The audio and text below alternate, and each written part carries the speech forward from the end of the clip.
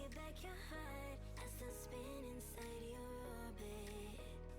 Yeah. You say that I should probably start to walk away.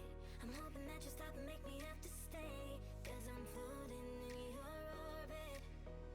Yeah, I'm stuck in your space. Just my luck, push me away. You understand, there's nothing left to say. Pull me back, take my hand, call my name. You understand, I wanna stay.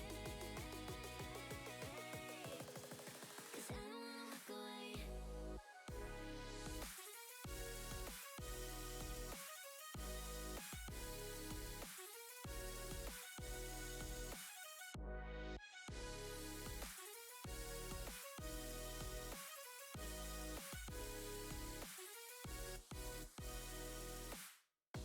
I don't wanna see you while you fall apart.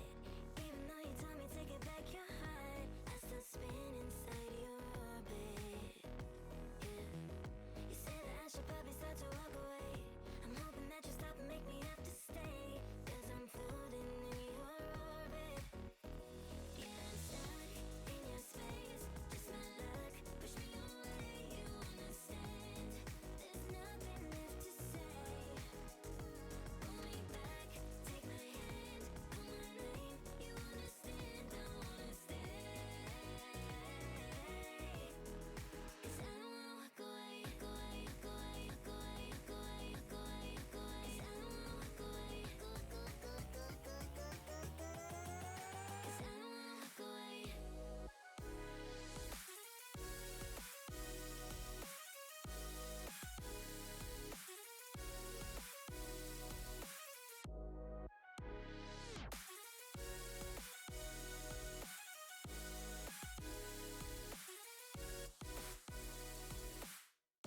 I don't wanna see you while you fall apart. Even though you told me to get back your heart, I still spin inside your orbit. Yeah. You say that I should probably start to walk away. I'm hoping that you stop and make me have to stay. Cause I'm floating in your orbit. Cause I don't wanna walk away.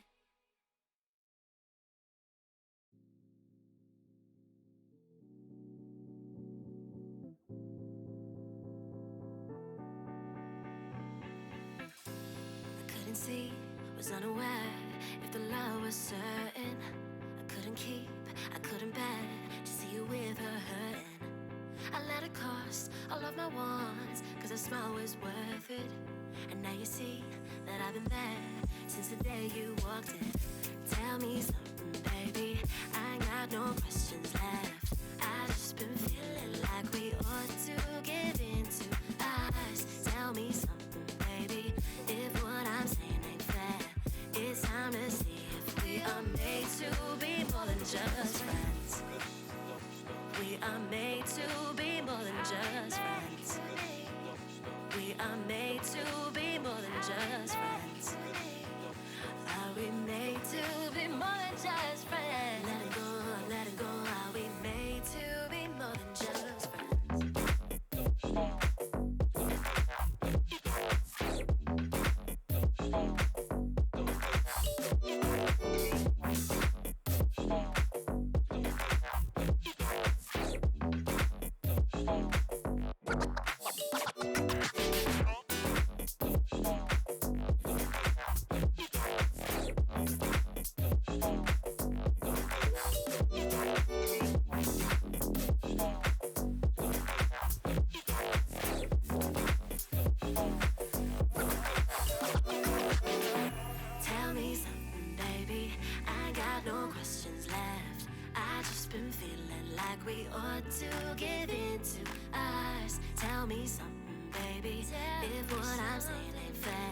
It's time to see if we are made to be more than just friends. Are we made to be more than just friends? Are we made to be more than just friends? Tell me something, baby. More than just friends. More than just friends.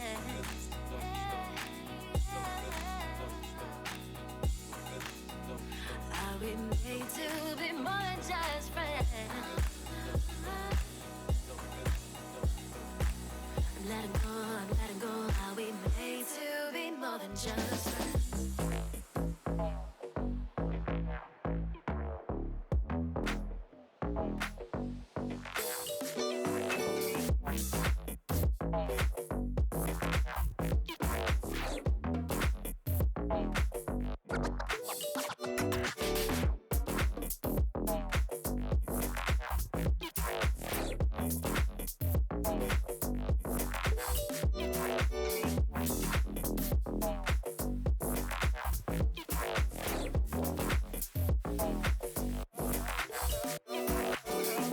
Tell me something, baby.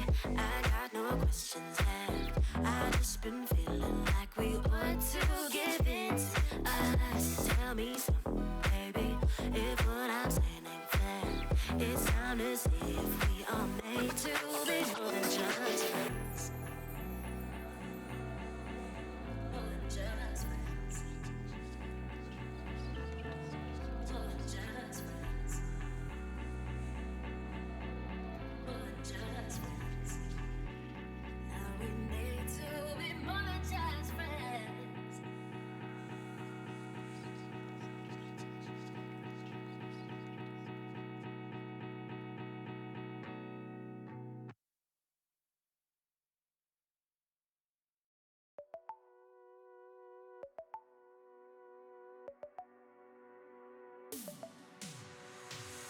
Your lips are stained with fiction.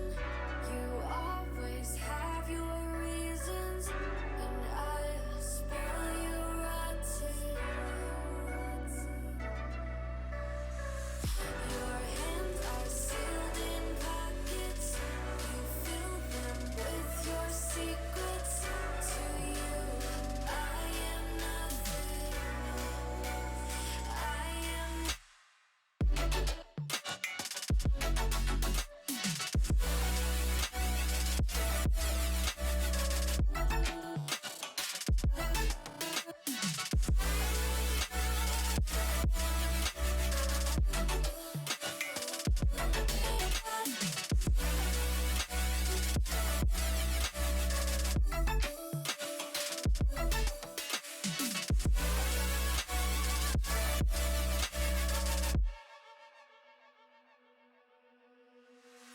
Your kiss, sweet like poison. You know you make me reckless. I'll run, but you are friction. Your touch feels like heaven. You make me hate all my sins. You are my religion. My religion. I have a million reasons to leave you, but I have a billion reasons to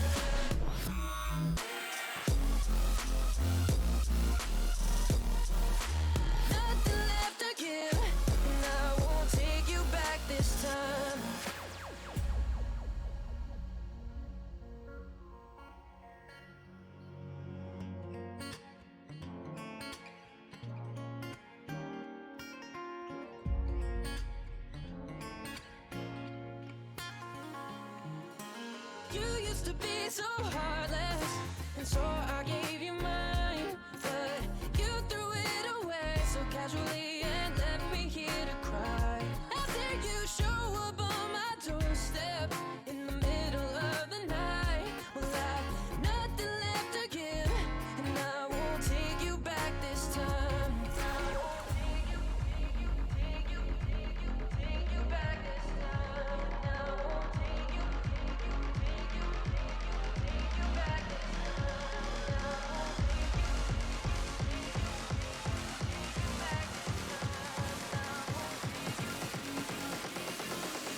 take you back this time. Take you back this time.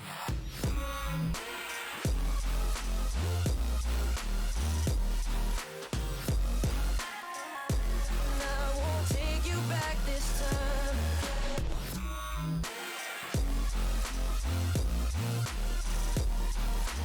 Nothing left to give, and I won't take you back this time. Take you back this time. I won't take you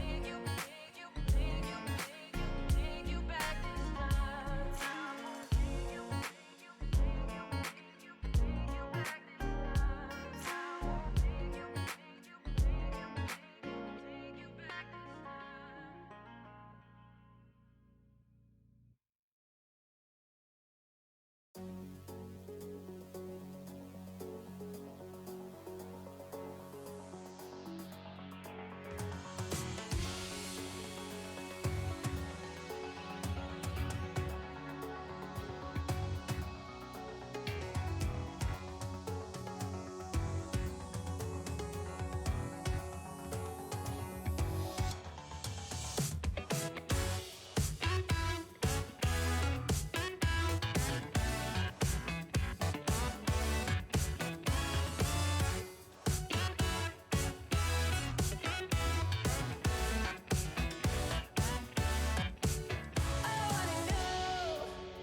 Molly, when did you get back from Beijing? I gotta know. Ooh, Molly, are you stuck in nostalgia like me? I wanna know. Darling, am I done? Feel like I've been holding on too long. Ooh, Molly, are you stuck in nostalgia like me?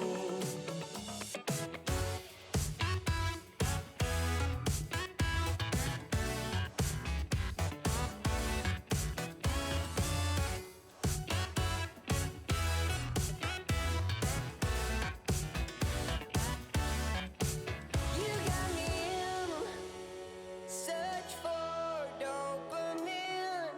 Miss your cherry kisses on my chin. Ooh, Molly, are you stuck in nostalgia like me? No matter what, Molly, I'm always with you in my head. Come back again. Ooh, Molly, if you're stuck in nostalgia like me.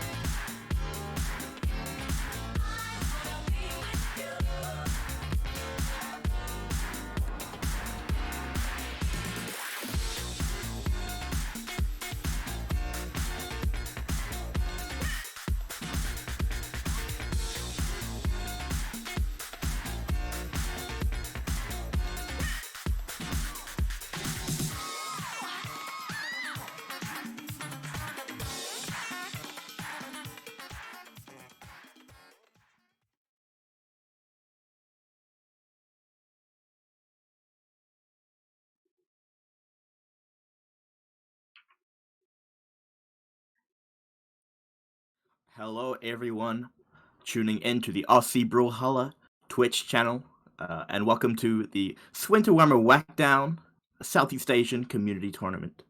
My name's Lichko, and I'm here with my best friend Bucket. What's up? Bucket. It's your boy. Hello, everybody. Hope you're having a lovely day.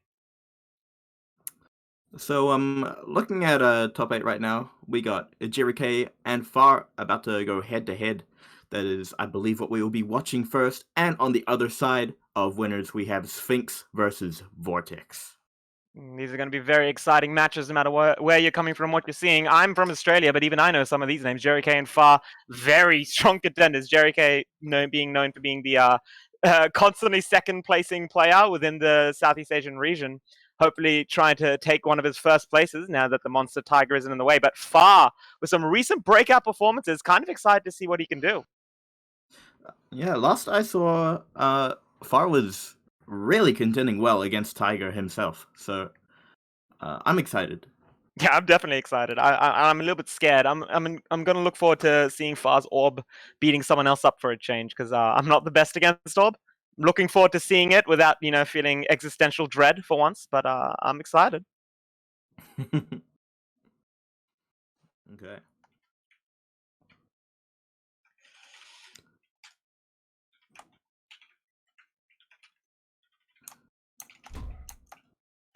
Going straight into map striking, we have Far on the Petra, the classic pick from Far. He's on speed though, not sure about that. And we have Jerry K on the Stevani, although Stevani does have very low strength and high defense, which is exactly the counter to Far's Petra. So it'll be a very even matchup in terms of stats. I'm wondering, I'm curious. I'm hearing the recent meta is to drop anything which gives you dex. Beamy saying it basically gives you 2 extra stats because you're not losing anything by losing dex. And that is just his opinion, but it seems like these 2 players are subscribing to it. Yeah, that is true, except for on Val, because on Val, if you do put into Dex, you do get a Nair into Sarah, which is a very useful combo to have, although it does leave you on 3 strength, so I definitely agree with Jerry K's decision here. Yeah, well look, I'll trust the one main Val main himself. Either way, this game is beginning, both players getting a weapon very early, some nice little damage build-up coming from both sides, no player with an inherent advantage, but Far with the weapon, Starves, staying on the gauntlet, and Jerry K is off stage. Far, can he convert this into damage? He's keeping him out. He's just not letting him touch the ground. And as soon as he does, there's a combo waiting for him. Oh, and Jerry K, he does regain his footing, picks up the sword, but he is very deep in the red. I like seeing Far using that jump immediate spot dodge to avoid the NC coming from Jerry K, just protecting himself from so many options, and he will actually regain stage control and turn it into a kill. Not quite in kill percent himself, so that's some very good playing to him. Indeed, and now Jerry K is without a weapon. He does get that get that weapon spawn in those gauntlets, but he needs a kill. He does. Look, not letting him have it. Oh, Far's handing it away in a silver platter, apparently. Well, sometimes you get lucky, sometimes you get unlucky. Far got a little bit of both. But either way, Jerry K definitely doesn't want to let Far build that momentum again, wants to capitalize as much as possible. Doesn't manage to keep him off the weapon, and Far regains stage control. He's done an excellent job of that so far, and that Jerry K will need to find a way to turn that around. Really using these orb aerials to their true potential here. He's landing some nice stairs, and every time he hits one, he seems to confirm it into a side air beautifully. Yeah, he's definitely finding the follow-ups, and Jerry K is feeling the pressure. Once again, damage build-up is going in Far's favor. Once again with the jump immediate spot dodge, and this time a different option ready to cover, turning the spot dodge into a GC sidelight attack. I know how much you love those, Lichko, and turns it into a kill. Very well played to him. In a larger lead than he was actually in the previous stock. Jerry K must be getting nervous about game 1. Yeah, very interesting. I do think if Jerry K wants to win this match, he is going to have to start baiting out those spot dodges. Yeah, he's definitely going to want to look at some edge pressure, which doesn't require such large commitments. Maybe just dashing in and dashing back, trying to give himself an opportunity, because right now Far is reading him like a book in this neutral game, and it's really not working well for him. Beautiful neutral sig coming out from Jerry K, punishing at the very top of that hitbox. Gets the kill onto Far. 3 defenses, sorry, 3 attack isn't going to hold back that N-Stick from doing work, and Jerry K showing us why taking that 3 strength might not be the worst idea. I don't think Fighting almost picks up! Yeah, that's my He bad. doesn't get the confirm. off of You're right, sidelight. he took the deck stat, didn't he? Didn't take the deck stat. I believe he's on defense to counteract that strength from the Ah, picture, that but the end sig. neutral sig That will do it. Game puts up 1 goes all to the Far. way on the top. And Far came out of nowhere, and Far came swinging, man. Ever since BBC, which was is one of his first pop-up tournaments, he's just been having excellent performances one after the other. Really nothing holding him back, and we can see that coming out of Game 1. Orb and Gauntlet's not the easiest weapons, I should say, to establish stage control with compared to some of the heavier hitters and the bigger weapons with the wider ranges. But Far manages to stay so glued to Jerry K the second Jerry K tries to get that landing that Far is just getting so much damage out of it. And even though the damage buildup is quite similar, we can really see that little bit of an advantage heading in Far's way. Jerry K's going to need to find a way to establish some stage presence, or we might just see a repeat. And speaking of those bigger weapons, we have Jerry K switching over to the spear. Definitely a weapon with a lot of presence. If you can get some attacks in and take the stage. I See how believe, he does Lishko, with you've been labbing the follow-ups game for Spear, haven't you? A little bit. I think that if Jerry K can get his spare inlights, then he will take control of the game. Well, we'll see how we do. All about his confirms. So far on the sword, I didn't quite like his sword before, but I can't really blame him. Far really playing counter to those main sword aggressive startups, just with these slight little hops with the immediate dares to cover the inward space. Jerry K just really can't pressure, but he does have the spear now. Oh, it doesn't delay his delight enough to pick up on that spot dodge. He's gonna pay for it. Jerry K is not able to take control, and as I say that... Almost get the kill. That was very, very close. Double D-Light into recovery. Not quite going to get the kill, but making it very, very close. Jerry K, look at that respect, wasting all of his options just to guarantee that he can land on the stage. Far... Ooh! Far misses the weapon throw. Yeah, but the ground pound will do it. Both players flopping a little bit over there, but Far manages to cover it up and take the advantage. Is, I think, in kill percent for a Tori. Not quite sure, but on this map, anything can happen. That side sig with that GC side sig. Yeah, that was a cute little try, and honestly, I think that would have hit anyone else, but Far was just ready. Far's corner game, just excellent, but that weapon throw will confirm it, and Jerry K showing what consistency and weapon follow-ups can do with such a stable, powerful character as a Tori. A little bit of some overextensions from Jerry K, and I don't think that's what he wants to be doing, considering how much Far is getting that stage presence. Like, even if you over-aggress and you don't get punished for it with an attack, you're still giving your opponent time to land, and Far is really using that weapon throw right back at him. Out with the weapon throw. Absolutely, showing Jerry K he knows how to do it too. And stocks Jerry K very far behind right now. He's going to have to start getting worried. He does not want to be down 2-0 in this bracket. Oh, Jerry K. Excellent! Very nice. Fancy And he moves gets with the the edge ground guard. pound. He has the weapon touch. Oh! He like just this thing. That was so very, very close. Jerry K working on a prayer over there, and it almost comes true, but Far does manage to turn it back and turn the game around, and that will be game. Not set, though. I believe we're in a best of 5. Winners, semis. Best of 5s it is. Thank you, production.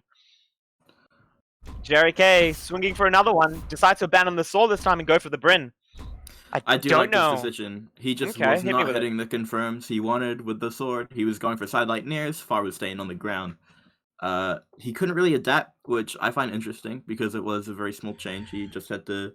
If Far started doing sidelight D-lights, I mean, if Jerry K did, then Far would have been in a whole world of hurt. Yeah, I think Far was just making Jerry K work so hard to get those sidelights that when the time they actually came, just Jerry K was just thinking about, like, finally, a breath of relief. And that can sometimes get in the way of actually going for your follow-ups. Either way, I think the axe is an interesting decision because having that wider range, especially with the spear now to back it up, means that Far will have to pay a little bit more respect to Jerry K just by default because of how the weapon matchup goes. We can see Far playing a little bit closer than he was before. Not necessarily so confident about those long-range jump dares. What? What a down sig! That was nuts! Takes his recovery and takes his stock. Beautiful down sig coming out from Far. He is now in a huge lead. I thought I was going to I thought I was going to enjoy watching someone else get destroyed by Orb for a change, but honestly, I just feel bad. Almost another stock right there. The NSIG catches. Jerry K panicking, dodging right into it. Far just so good on this edge just using his reactions, not necessarily trying to read, instead just trusting his instincts and always gets knowing that which direction confirmed. Jericho is going. That was beautiful. Man, what a what a turn of events. Far is just Honestly. taking this game. Far out of nowhere. Oh, hits him with the ends. Jericho won't take that with a double slap right out of there. Stairway to heaven. Man, Far does not care. He's literally pressuring with just unarmed and taking stage control with unarmed. Can't blame Jerry K though. Far is such a convincing lead over here, and Jerry K. I mean, look, if he loses this, it's not over, but he definitely doesn't want to lose this. And we've seen crazy, especially in the Australian scene, which I'm a little bit more familiar with. I have seen a lot of Axe players manage to turn these sort of situations around. But honestly, if I was going against an Axe, I think I'd want Gauntlets and Orb. Just those quick, precise, scalpel-like weapons can really prevent Axe from getting anything started. And Jerry K loses the weapon, just ground pounding to get out. Orb with such great confirms, such as that even Satellite Seer, this game. Honestly, Far was just doing a great job at hitting the right type of recovery after his nairs. Yeah, it was honestly really brilliant. You can see just the amount of work that Far did on Jerry K to make Jerry K dash Ensig against a player that was literally almost on white health, an option which was in the middle of the stage where it was guaranteed not to do anything, and Far just quite simply gets a sidelight Seer. Far must have been deep inside Jerry K's mind for Jerry K to throw out an option like that. Jerry K is going to need to work on that mental before he has to face someone and loses, because he's definitely going to need to make sure he cleans up that game and doesn't commit so early with such desperation, because he definitely is the sort of player that can come back from losers and give whoever manages to make it to grand finals a run for their money. And we're hearing now that the GC taunt was in fact a misinput. No DM to Jerry K. You don't believe it? I don't believe it. I think that sometimes you just got to put salt on the wound, and I think that's what was going through Far's mind at the time. I respect it. I admire it. If it's in the game, it's a technique. Taunts are pay to win. Well, you heard it here first, folks. Far is toxic. Far is toxic, and Bucket approves.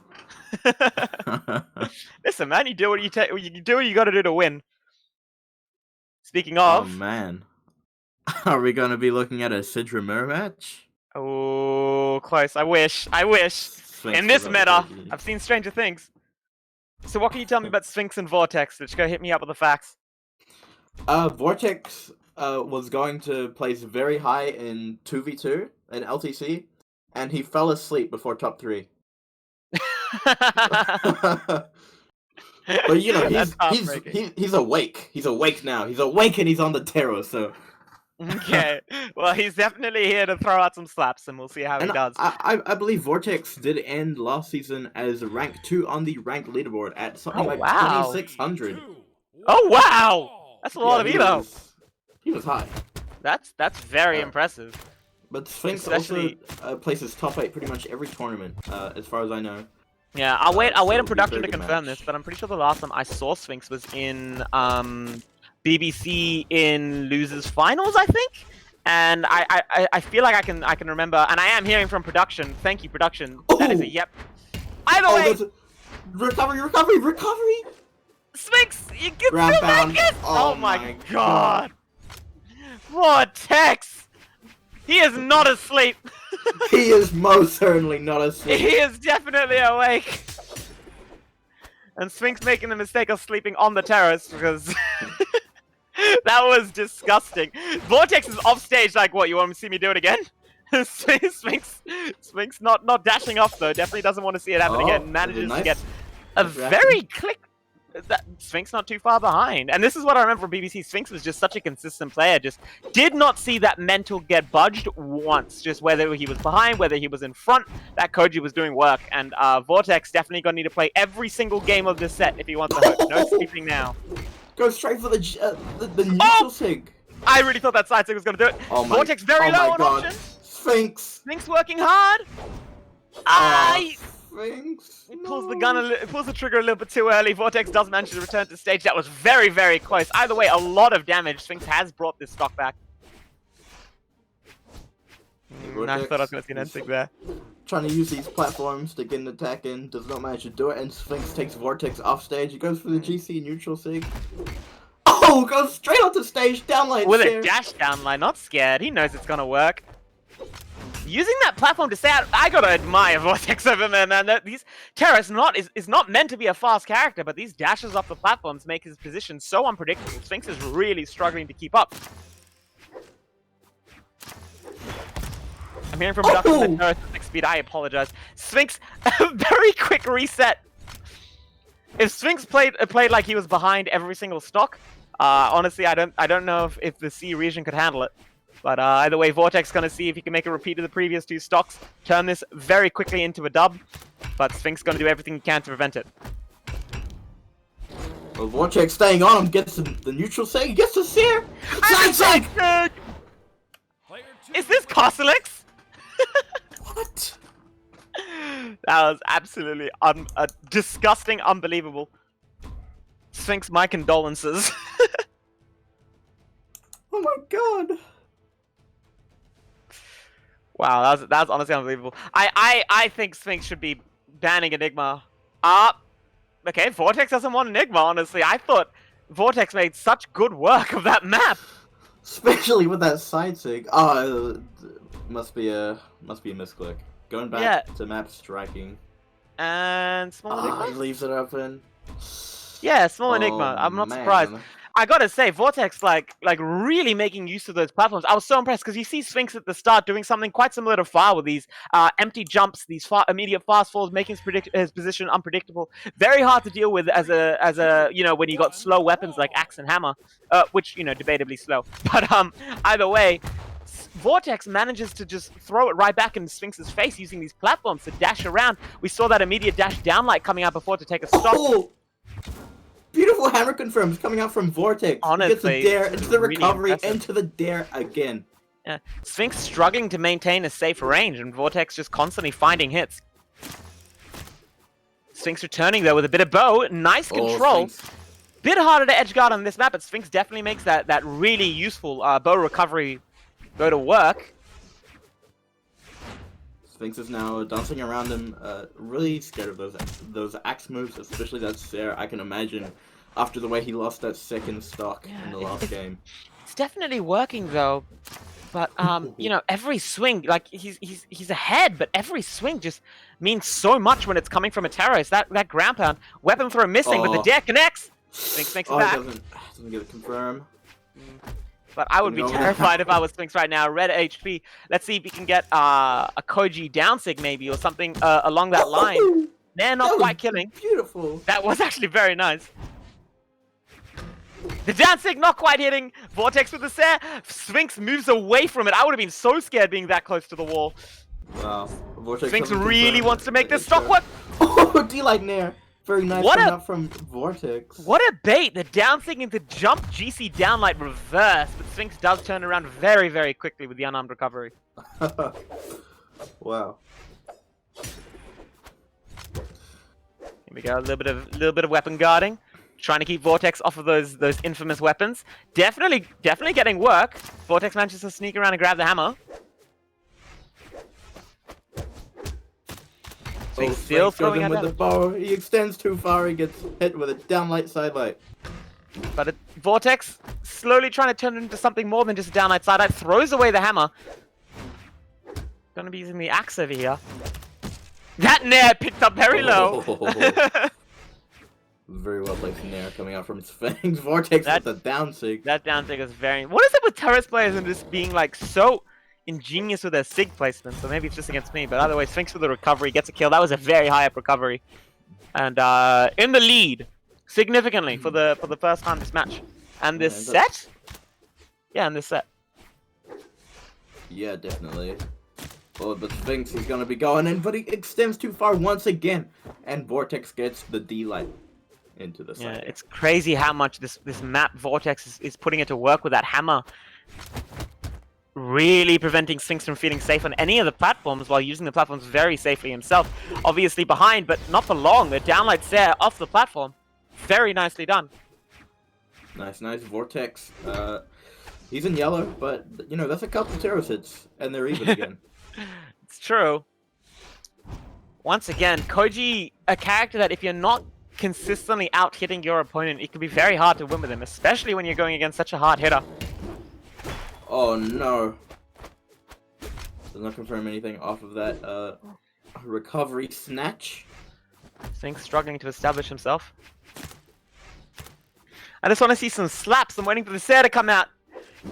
Vortex not quite ready to go for the knockout just yet, but Sphinx is starting to dash around him. He's starting to put some work in that movement. Not getting punished. The down sig doesn't quite hit, but worse punishes can happen when you throw at a GC like that. Another one. Vortex not capitalizing. Sphinx really going for these SIGs. I don't quite know if that's what he should be looking for, but the GC downlight. Vortex going for the hard read. Sphinx not quite pulling a little bit, but it moves it. That was so close. One there! One there! Oh my god. Sphinx, I am sorry. I do not know if Koji is the answer. Does Sphinx play anything other than Koji? Because I would not be very excited about the thought of... I believe Sphinx plays a lot of Scythe. Oh, well, we might see a Diana. That's exciting. I like Diana. I think if both Scythe was released, that would be Sphinx. That would be interesting. Either way, Sphinx now on the Diana. I'm really looking forward to seeing if the guns can help over here. I think guns canonically not the best against some of the heavy hitters, but if you can really get your movement to work, as we've seen Sphinx to do, you can throw out so many hitboxes without getting punished. And Vortex was definitely looking for those. Something you can notice in Vortex's play is he likes to use those really long-range pokes that are very punishable, but not too punishable with certain bow attacks. But I think he can make it work with guns. But that's a stock. He just That is a stock. Wow. Sphinx presses F to pay respects. Vortex very far behind, and a GC like that is just going to make it a little bit worse. Thankfully, not getting hit by the ground pound. Gets the weapon quite happily. Sphinx has the lead, and he's not playing around. He is all up in Vortex's face. As I say that, he backs off a little bit. He does want to be there. Yeah, but Vortex really goes for it. Sphinx, I think we're seeing a lot of confidence in this game. Maybe all he needed was a significant lead to be able to start to get to work, but it is just so hard for Vortex to track him down. We're just seeing Sphinx getting away. Oh, amazing dodge. And Vortex not quite managing to make it back. I think he actually died because he held back on the recovery out of fear of the ground pound. Sphinx definitely, if that's the case, Sphinx, well played for making your opponent fear you without needing to press a button. That not killing post-patch. Vortex gonna need to work a little bit harder to turn this game into anything meaningful. Oops, I pressed the wrong button. Oh, GC Sidestick, that'll do it. That'll definitely do it, but either way, Sphinx still very far in the lead. Didn't even pull out the guns. He could have done that with the Koji. A symptom of extreme confidence. Maybe it's because of the stats and SIGs of Diana. It could be. Maybe he just feels a bit more comfortable. Well, I mean, look at that. He's definitely getting the punishes in that you were talking about, managing to punish those pokes that Vortex is going for. Yeah. Oh, Vortex goes for the dare. Oh, Vortex once again with a hard read. Oh, gets a D-light. Sphinx makes it back though. The Sair will kill. That is unbelievable. Sair. Vortex with his stutter step to make sure Sphinx knows what just happened.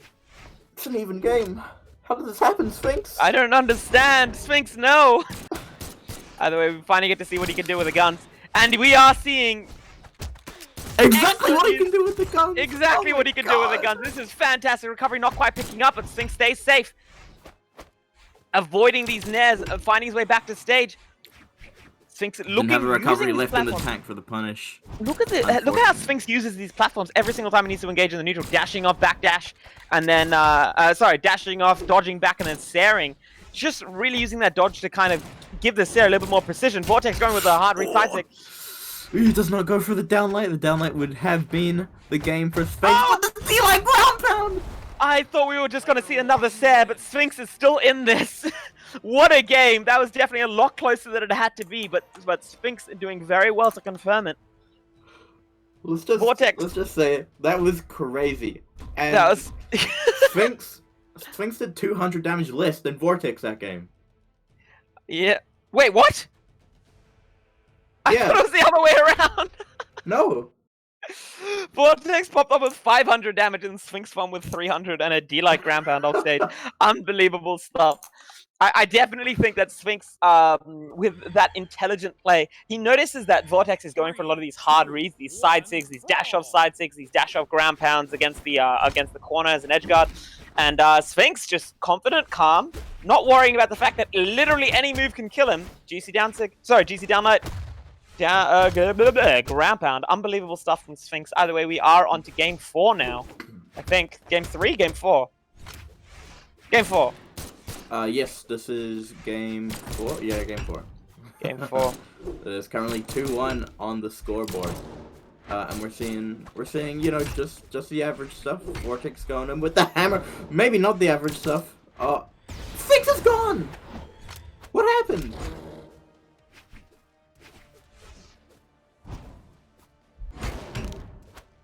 Last I checked, this man had a stock.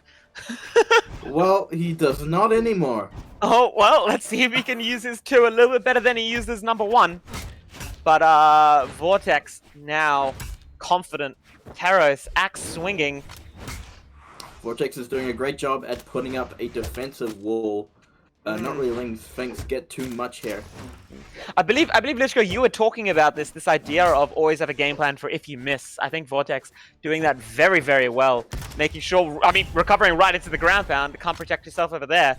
But every time he throws out the signature, he just seems confident that he's ready to return and offer out another hitbox to cover his miss.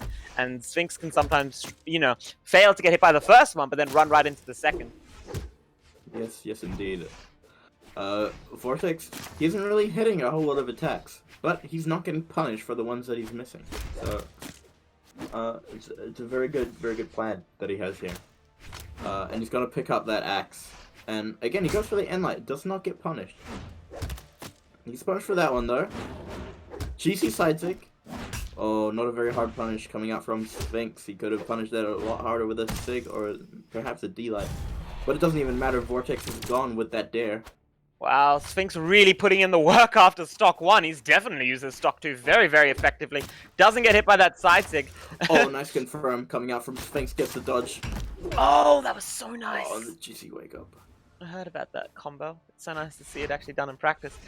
I think this is kind of where Vortex needs to be careful, because we're seeing that the second his opponent gets to kill percent, Vortex is really looking for those just consistent kills, just like throwing out signatures, throwing out high pressure. And while it's definitely effective when he's in the lead and his opponent is feeling pressure, it's just leading to some damage. And Sphinx is heading into the stock, not with the greatest of leads, but a lead nonetheless. And as long as he's confident, he can definitely turn this into something significant. Man, he really bit everything on that down sig. He was confident. He used it twice. Listen, if it misses the first time, it's probably a glitch. Just try again. That is not good advice. The Sphinx picks up the bow. Have I ever told you the definition of insanity? Either way, then Nair not quite killing. I remember, oh man, I got flashbacks to when that used to kill. The recovery not doing it either. Vortex landing with nothing, but Sphinx does control his landing. The recovery nice. Kills. We are on to game 5. Sphinx doing very well to bring this set back. He has won 2 games in a row, and he's definitely going to be working hard to get the 3rd one. But Vortex not going to allow it to happen so easily. Oh, and he pulls out the cannon. He pulls out the cannon. Is that what he needs? Well, we'll see. Puzzles is saying no. Puzzles doesn't want to see it happen. Puzzles fearing for Sphinx over here. I think we all are just a little bit, but Sphinx not switching off the Diana. He's confident that he can make it work without changing anything. He does actually. Is that a stance switch up? Did he switch up to defense because of the Zolf? I wouldn't blame him if he did. I'm not sure about this matchup. This should be very interesting. I know Cannon is definitely outperforming most of the weapons in the game right now, maybe all of them according to some opinions. But how do you think about guns and bow against it? Do you think Sphinx has a fighting chance here if he plays his cards right? I do not think bow is very good at all against Cannon. It just doesn't have the tools to beat it. Cannon's options just beat out bow's options. And adding on the fact that if Vortex manages to catch a bad dodge, Sphinx will just pay for it. Yeah. Sphinx is going to need to be very careful over here with those dodging habits, and that's not something you want to start. But Vortex. Vortex gonna need to be careful with these recovery habits, because unfortunately that is his first stock gone, and he did not get much to show for it. Since Sphinx seems to be just continuing the rampage, throwing out a lot of pressure, managing to punish Vortex for the weapon catch. I'm seeing that a lot. He lets Vortex get the weapon and then just punishes him directly afterwards. The side glide barely missing. Vortex getting a little bit desperate here, throwing that out where it won't cover the edge. Sphinx being cautious with these jumps. He's trying very hard to not overcommit. Vortex losing his weapon too early. The ground pound connect. The ending. Not quite enough, but the ground pound will do it. Sphinx. He pushed off. He got the push-off read. No way. Sphinx just edge guarded Vortex 3 separate times. That was crazy. Oh wow, false hope for Vortex. And Vortex looking like he might get 3-stocked inside Game 5, but these dares definitely doing something to change that around. He says, I can edge guard too, and I only need 1 move to do it. Sphinx running into 3 separate dares. That is going to be his stock, but Sphinx looking very happy for this current game within Winners Finals. Really turning things around. Oh, Vortex. beautiful downlight Sarah coming out. I know. But does not get that Sarah follow-up. Does not dodge back quite far enough. The Vortex is getting deeper and deeper. These punish. end lights catching. Oh, and the recovery. Vortex He's is not quite panicking, doesn't know how to land against this bow. Oh, Vortex is going deep for that one. Down stick, almost catching. Wouldn't have killed, I don't think, but Vortex back on the cannon. Let's see if he can make it work. All he needs is 1 dodge. Or at this point, pretty much any sig. But Vortex getting dead off stage. Sphinx very careful, not rushing it. Gets the set. Weapon throw not quite catching. That dodge very clever. I think he was looking for a downlight, but Vortex's position just couldn't be I punished. feel like he commits, and the Sarah that's gonna do it. That is a reverse sweep coming out from Sphinx. Oh, Sphinx is here to stay. Very nicely played by him. Gonna be going on to face Far and Winners Finals, I believe. And Vortex, an excellent fight, but unfortunately, the mix-up of throwing the cannon into the works wasn't enough to bring the game back towards him. I really think that Sphinx just had that kind of quiet confidence to just pay attention, not focus too much on where he was within the set, and just found what he needed to do to make it work. Very, very nicely played by him. Either way, we do have, finally, our losers finals players set in stone. So, not losers finals, but our top 8 losers side. We have Altair Ego, Devin. We have the return, Altair Ego. I remember this guy from Winter Championships 2019, very long time ago. Well, I am hearing it is level 100 Lucian, so consider my interest peaked. I'm sure Bucket's just frothing at the jaw. I'm really excited. I can't deny it. Respect to my level 100 Lucians. But we do have after Altair Ego versus Devictus, we're going to have Puzzles and Ian. Very excited to see that. I have been seeing Puzzles play quite a bit. He actually beat me a couple times in Australian servers, which I don't know why I just publicized. But either way, we're going to see if he can do the same thing in Southeast Asian servers. Looking forward to seeing that. Indeed, indeed. Ian, not really someone that I've seen in a whole lot of top 8s, but he did come to Australia, and I sparred him, and he's a magnificent player. I am very excited. I believe many refer to him as one of, if not the best spare players in Southeast Asia, so we'll see about that. Oh, did we have a... Oh, no, I'm stupid. Never mind. We're all good. Everything's fine. Game is continuing. Okay. So it looks like, yeah, it's the opposite of what you said. We are going to see Ian versus Puzzles first. Oh, my bad. They just got there quicker. Puzzles, the Amethyst. The man who the character belongs to. We were seeing chat pop off a moment ago when Sphinx tried to move on Puzzles territory. Sorry, not Sphinx, Vortex. And now we will see the Amethyst in action in the hands of its original, shall we say, owner, player. Don't quite know how to put that. But we will be moving on. Ian playing Ada. Have not seen an Ada in a very long time. I definitely haven't seen an Ada versus an Amethyst. Okay, well we're hearing that he's definitely quite good at this, and he definitely knows what he's doing. I do feel nervous for the man. Hopefully that one extra defense will serve to protect him. And actually that one lost attack on Puzzles maybe going to give him a little bit more survivability. Or maybe he figures it just doesn't matter, because if he dodges wrong, you'll die on any character, which is kind of reasonable. But either way, we're going to see what he can do. This matchup reminds me of Final Round 2019, where Boomy was playing Ada into Pugsy's Jala. And Boomy was 2-0 up in the set, and then Pugsy switched over to the Zol and reverse clean sweeps Boomy. Okay, well, let's Just hope we're not getting that pure stat advantage.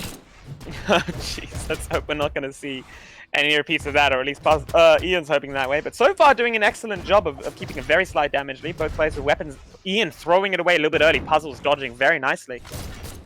Oh, and you can just see the damage pouring in from Puzzles. You can definitely see every single hit. Ian with a downlight recovery. Puzzles using the set extremely effectively to chase down Ian and prevent Ian from backing away. A very good tool for catching players trying to back away a little bit too early. The wake-up GC downline not quite going to give Puzzles what he's looking for, but he does get the Sare, and it's over to the Axe trying to look for the kill. Pick up that weapon. Ian, gotta need to be careful. He needs it. He does. Or does Puzzles. he? He's keeping it even. He gets a kill with the other.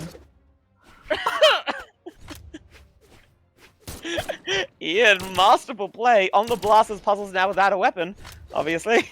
Don't know where that came from, but let's see him keep it up. So far in the lead against Puzzles. Puzzles has Ian off stage. Grandpa not quite connecting, recovery a little bit early. Ian working very hard to get past this wall of hitboxes, runs straight into the end light. Puzzles with an early ground pound, just showing Ian what he can do. And the Nair will do it. Very nicely done by Puzzles. That was an excellent use of zoning to prevent Ian from finding an opportunity to regain any stage presence whatsoever. And Puzzles just finding the hits that matter. But not managing to keep Ian off a weapon, and that is going to be unfortunate. Oh, Ian, he's got some nice pressure going with these blasters. He is doing a very good job. Oh, Endlight after Endlight. I find Endlight is really, really useful against Cannon, actually. Cannon which tends to throw hurtbox before hitbox, can run into those gun Endlights very consistently, and Ian is doing a very nice job showing us that. Ian just hasn't been touched this stock. But he gets touched once and he's an orange. Still though, that is a lead, and a side stick will do it. Puzzles on his last stock. Ian switching to the spear. We've seen a lot of guns. We've seen great guns from Ian. I definitely want to go back and watch these games. But once again, going to the guns. Puzzles, the GC wake up working out for him this time. And Ian, gets the dodge. Very nice. Doesn't quite manage to get the juggle. The dash end line not working.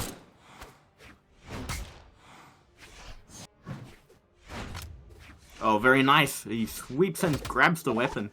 Puzzles throws his away. Definitely looking for the cannon. Really lucky weapon spawn from Puzzles into the kill. That is hard to watch. That was beautiful to watch. The single quick dancing, just the quick pop, and you're out of here. And Ian's still in the lead though, but obviously any string can do it, and Ian does not want to get even once if he can avoid it. Oh, very nice there. That was Pokes nice. him out. Yeah, you tend to get a lot of gun stares against Cannon just because Cannon, when it overcommits past you, gun stare is just the best thing for punishing it. But that is gonna be it.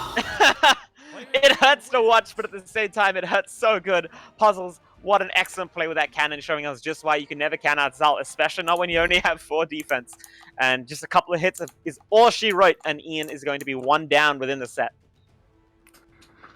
Not hesitating to grab the Ada straight away, though, running right back into this.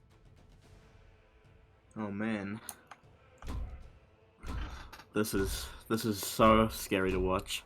I want Ian to win so much. I'm Ian's biggest fan. I want to see Puzzles bring it out. I'm excited for this. I want to see the true Cannon main showing us what Cannon can do in this patch. Either way, it is definitely exciting watching Ian work especially hard to make the guns and spear work against his powerhouse.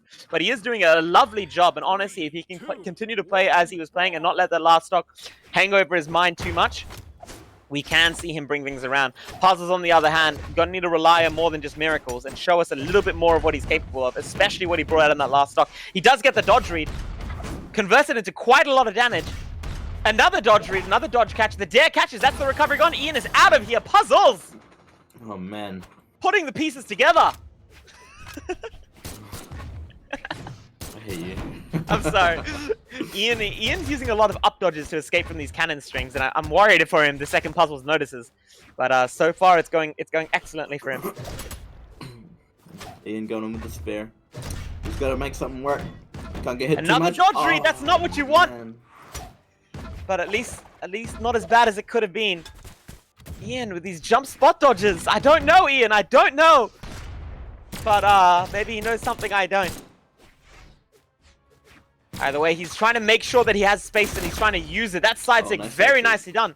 I'm impressed that he waited there. I would have gone for the side light with the guns, but it wouldn't have been as good. The down sig on Spear puzzles off stage. Ian! Oh, beautiful share. Beautifully navigating around that corner. Ian, what a play. Just got to commend him for that. Navigating around that corner to get that Sare. Puzzles just could not recover against precision of that caliber. He is in the red, and one Sare will do it. Oh, man. Puzzles. On the cannon, it looks like Ian working very hard, definitely showing us this excellent follow-up game and this excellent movement, but Puzzles is slowly getting a hang of his movement, and Ian needs to be very careful about that, because every free hit he's giving away is just another nail in the coffin, and he cannot allow that to happen, as we're seeing once again, far off stage, right into orange, another time, missing the one dodge frame.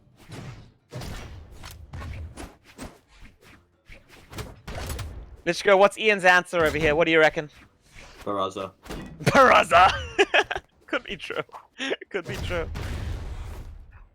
Although, to be fair, it didn't quite work for Cody Travis over the last couple of weeks. I think the answer is just finding... It's just maybe Isaiah. But an excellent play coming out from Puzzles, much more in the lead this time, and we are actually seeing what can happen when you don't just have a good weapon, but you also have a good player on it. Puzzles not just using cannon with these excellent reads, but slowly adapting to Ian's style, covering his movement options, really using those large sweeping hitboxes of the cannon to just deny space from Ian. And Ian, that game, just could not escape from the cannon. That was just extremely effective play by Puzzles, just slowly wrapping around Ian like a I don't know, like a what, but he's definitely solving the problem. I don't know if Sentinel is the play. I don't know if Kataz is what he wants. I mean, we know that Ian. We know that Ian, from our extensive knowledge of his history, that he is a very good guitar player. But thanks production. But even so, guitars may just not be the answer. It can be really hard to pin down a weapon like cannon, and guitars you kind of need to pin him down. I think maybe even Orb would have been just better to keep up or something. But I don't know if dropping the guns was the answer either. But we'll see what he can do. He was struggling a lot with the guns last game as well. That's the true. only extensions he got were with guns, but they were not very plentiful. So, yeah, I think he just needs to work at his movement a little bit, throw some wrenches in the mix, because it doesn't matter what weapon you have. If your movement is becoming predictable to the opponent, it's a lost game. You really need to make sure that you can control the neutral game, and you can't do that if your opponent knows where you're going. And Puzzle's showing us that it doesn't matter what weapon his opponent has, he is ready and waiting, fit and able. And going straight back to the cannon. Why switch? If it ain't broke, don't fix it. BMG, please fix it. Either way, downlight into GC recovery. Puzzles working to maintain some stage control over here. He is in the lead, but not by a significant margin. And Ian does have, oh well, he's lost the guitars. I was going to say one of the strongest guitar neutral six in the game, in my personal opinion. But he does switch over to the hammer to try and look for the kill confirm. No. Oh, it's so unfortunate. Doesn't even get the recovery to punish the hasty Ensig. Puzzles just... Look, when you have this much momentum, you can get away with overextensions like that. And Puzzles just knows that he is focusing more on the trauma of just hitting hit after hit and not getting punished hit after hit. Like, that can do something. And Ian, unfortunately, allows himself to go to orange before he manages to turn things around.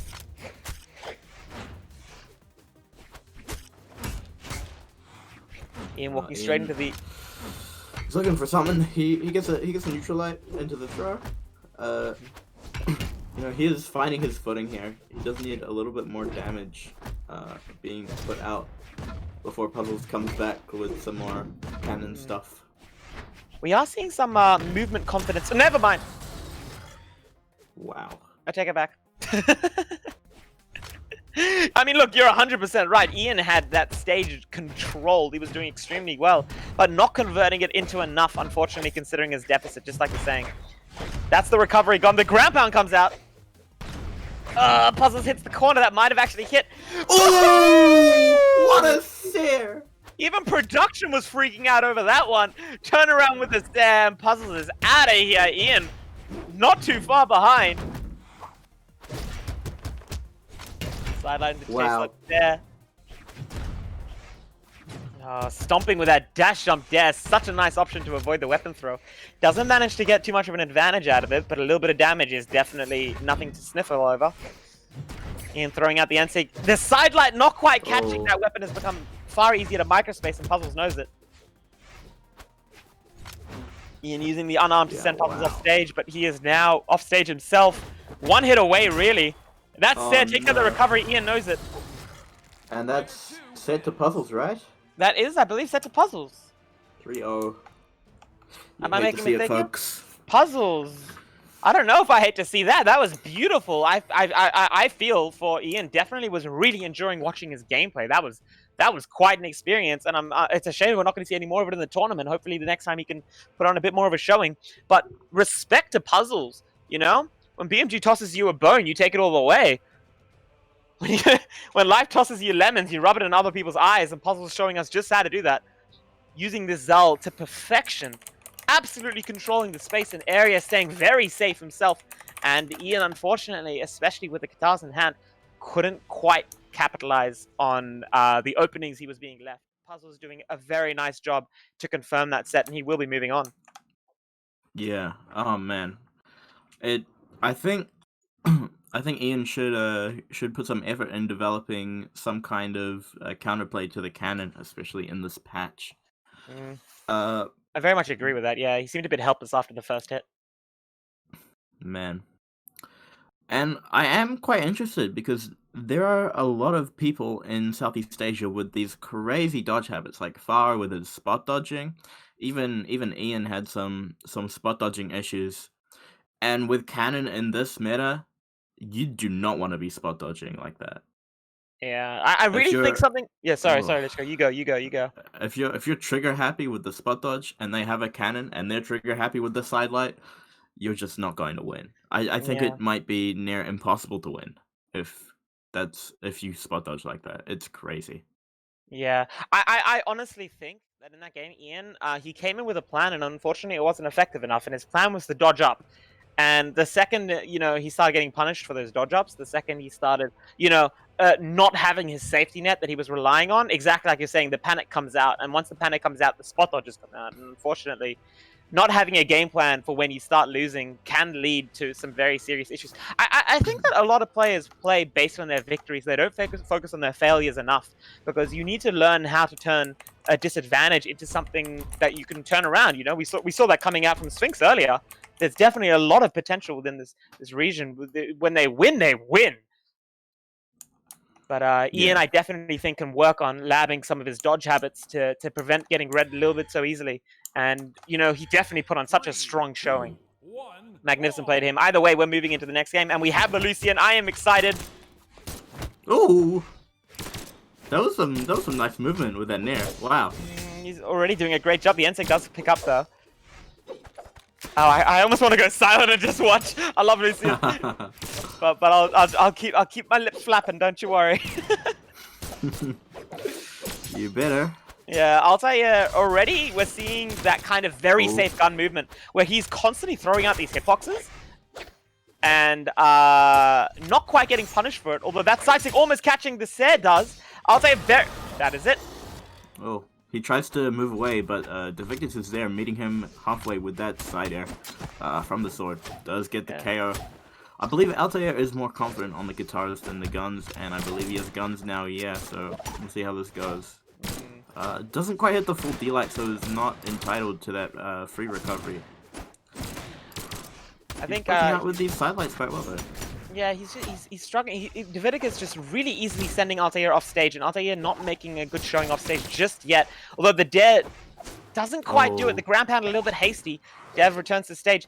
Once again, we're just seeing Altair never managed quite to get his footing where he needs it to be, and you kind of need that to be able to counter spear and sword. You need space, Oh, and side no. picking right into the down tick isn't going to do it. We're seeing a little bit of panic coming out from Altair, and hopefully he can establish some stage presence, work on his confidence a little bit more, make sure he can have that safety net he can rely on before he starts trying to turn this game into a win. Because if you rush into trying to win, that's when you start spamming side sigs, and that's not going to do too many wonders for you or your hopes. Okay, but we used one. The down sig, though, acting like a trampoline, Davidic being bounced right out of there. Altair is 2 stocks behind, though. 1 stock behind, my bad. Wow. He went Gets for the the hard dodge? read. Oh! I thought that GC downlight was going to kill, maybe be chased. Oh! What is that hitbox, honestly? It just moves around like a balloon. I feel like Altair is just rushing a little bit. I feel like Altair is definitely relying on this kind of flurry of attacks technique, where he is moving very quickly to avoid getting punished. But it does make him. It does make it hard to pin down Davidicus and deny Davidicus space. And Davidicus is using the space very effectively. And unfortunately, Altair, game 1 not going to be going in his favor. Hope to see him slowing down a little bit and trying to control those zones a little bit more. You can still attack safe, but better to choose your attacks wisely to make sure that they can be as maximized as possible and really give you an advantage. And we have a cosmetic switch up coming from Davictus, keeping that sword from that Battle Pass skin, but he is now a man. 3, 2, 1. I'm gonna miss the. Is that one man? Yeah, this is a gender bender skin. Is it actually? Yeah, it is. Oh, really? All of the outlaw skins are gender bent. Are you serious? Yeah. I need to go check him out. That's hilarious. I had no idea. Okay, well, either way, he is now a man. It shouldn't make any difference here.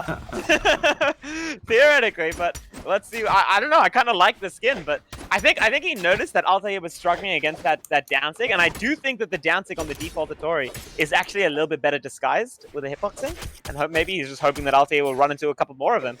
Either way, equal advantage. Altair not really caring where he ends up on the screen, just constantly pushing towards Davidicus. Yeah, it's very interesting to see him play again. It has been a good minute. That GC downlight was very, very juicy, not turning it into anything. But that's a setup that we've seen him go for a couple times now. He reverses the recovery for God knows what reason, but it works. And I respect it. That was impressive inputting, honestly. But Altair takes the lead. Yeah, he is actually comfortably in the lead. I thought he was on his second stock, but he is comfortably in the lead, and we're seeing that pressure working in his favor. Patience this time. Nice combo coming out from Altair. Oh, but he eats it. Oh, nice punish. Yeah, I need to eat some words over here because Altair has slowed down slightly and he is definitely trying to control space. Davidicus not quite getting hit by these follow-ups, and I honestly think that Altair is really getting punished. That was I can't believe that caught. I can't believe that caught. Lee Sin could have taken off his hat and he would have been fine. Either way, it's a mask, man. He is significantly in the lead. And he is definitely finding more damage. It can be difficult to find the kill, especially if Davidicus manages to avoid those recoveries or those says. And this is definitely Davidicus' chance to bring the damage back. Altair needs to make sure that he finds the consistent kill options, even if it takes a while to build up to it. Going for those says can be a lot more safe than going for the recovery, especially against the spear. I think he's going to be looking for a downlight. You'd hope so. I personally find downlight quite difficult against spear just because of how encompassing the spear sidelight is. But we'll see how Altair manages to go. Ooh. Jumps right into that stair, and this is what I was afraid to see.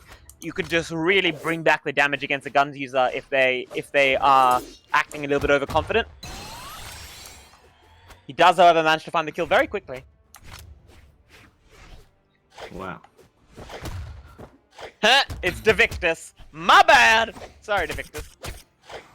Davidicus. Davidicus. I thought Davidicus was awesome. I mean, if it's not taken, I'll take it. Davictus. Well, he is now in the lead. Disciple Davidicus has going for taken the down sig. It has a very confident dancing he's throwing it. Both these players just really happy to use the signature kits of their characters in kind of interesting hard read scenarios. That NC catches, second time he jumps this set. into it. Yeah, and manages to punish that NC. I don't even know if that was intentional, but that was very, very nice. Well placed down light. Oh! No! Recoveries right into that. I want to see Altair slowing this down, man. I mean, I can really understand how the playstyle Altair is using could be so super effective against a player like, I don't know, for example, like Puzzles or like Jerry K, like a space controlling player. Like, just keeping yourself scarce and keeping yourself hard to track down, which Altair seems to be very good at, is highly effective. But these hard reads, these really quick like attacks and stuff, and this playstyle, it's just not working against Devictus. Devictus just far too effective in maneuvering around these, essentially stumpy hitboxes on the guitars and managing to keep the safe distance required to punish the guns and just getting a lot of free damage. Altair is going to need to slow down and actually focus on pinning down Devictus, making sure Devictus can't maneuver around the stage so easily if he's going to want to turn this set around. Yeah, man, and Altair from the Pantsu Raiders clan, perhaps he needs to become a Pantsu controller in this game. I don't know what any of these words are. I thought he just meant pants. Is it pants? Basically, yes. I think it's Japanese for underpants. Okay, fantastic. I'm glad to know some things are culturally universal. Either way, Altair slight lead. Both players throwing out the damage. Definitely seeing a little bit of a repeat of Altair's habits. Gonna see if it begins to work this time. He is definitely getting a lot of damage on Devictus, and the second Devictus loses focus, we're gonna see Altair really getting that damage. Oh, did you see that confirm into the true nair? That was crazy. That was a true nair? Did he do side-out nair? He just did side-out nair neutral. Oh, the man's a hero! And turning into several nairs as well. The side sig does catch. That was beautiful. Devictus realizing that Altair was going to bounce in the corner. I wouldn't have realized that. That Jisoo don't like that!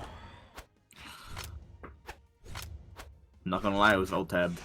Watch it. You missed a pretty popping off GC downlight dare coming from the source play. How can you alt-tab from this magnificent gameplay? Altair trying to get the quick kill. Does not get it. Even stocks Altair never too far behind, and Devictus gonna be nervous because honestly, it's kind of like rubbing your nerves against concrete playing against Altair, because Altair just so quick and terrifying that Devictus just cannot lose focus for even a single moment, and that can be exhausting in a best of 3 scenario. Best of 5, my bad. And Altair definitely gonna get more and more hope as Devictus gets more and more tired. With and his, Altair really needs to mix up his dodging if he wants to survive against Devictus' sword. Yeah, I really think that Devictus kind of reminding me of you actually with that really solid corner control, and Altair reminding me of me with his terrible attempts to get away from it. But he is trying his very best, and he does manage to get back, but he is giving a little bit too much damage every time he returns from the corner. He's gonna need to find a way to maneuver around that sword and spear edge guarding. Or rather, corner guarding, I think, is the term. I don't know. Ledge trapping. The recovery! Oh, that picked up! Oh, that picked up. pulls him from the back. Get up there. Altair dropping that recovery. That's heartbreaking. That could have been game deciding. Devictus just comfortably, not comfortably, but consistently in the lead. And Altair not getting recovery. Devictus dodging away from what would have been a very dangerous recovery, catching his dodge. The Ser does kill. Wow. Never too far behind Altair. That's not what you want to be known for, though. Try be a little bit more ahead in the set. We'll see how that goes.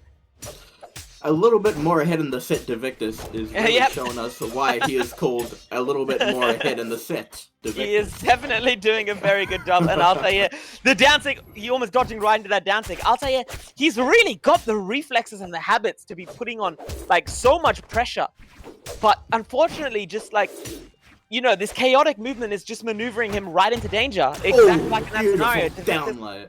Devictus just very confidently, was that a 3-0, I believe? A 2-0? 3-0? What are we up to? 3-0, and Altair, that is going to be his tournament run. Really, so much potential inside that player. I loved watching that. a very exciting gameplay coming out from Altair. You can definitely see how he likes to play the game and what a trooper he's sticking to it. But I'm looking forward to seeing him in the next time he's on stream, really bringing out that patience and that consistency, that control that we need to see coming out from guns and guitars to allow him to deny the space that was being used against him. Pretty good, and it looks like we will be seeing Vortex versus Devictus.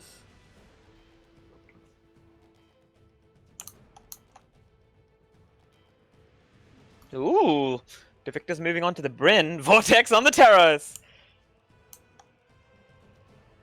Well, I've only seen one set with Vortex playing it, and already I'm terrified for Devictus' sake. Definitely wouldn't be leaving Small Enigma open. Yeah, man, Vortex is a bit of a beast on those platform maps. Ooh, the Brawlhalla, that is confidence. I can actually understand that. You know, the SIGs on both these characters killed so early that Devictus may be able to get that early lead that he needs. And especially, we saw him on the Hattori going for the GC down SIG, and you were talking about using Hattori or Bryn GC down SIG as a stack tool, as a recovery tool as well.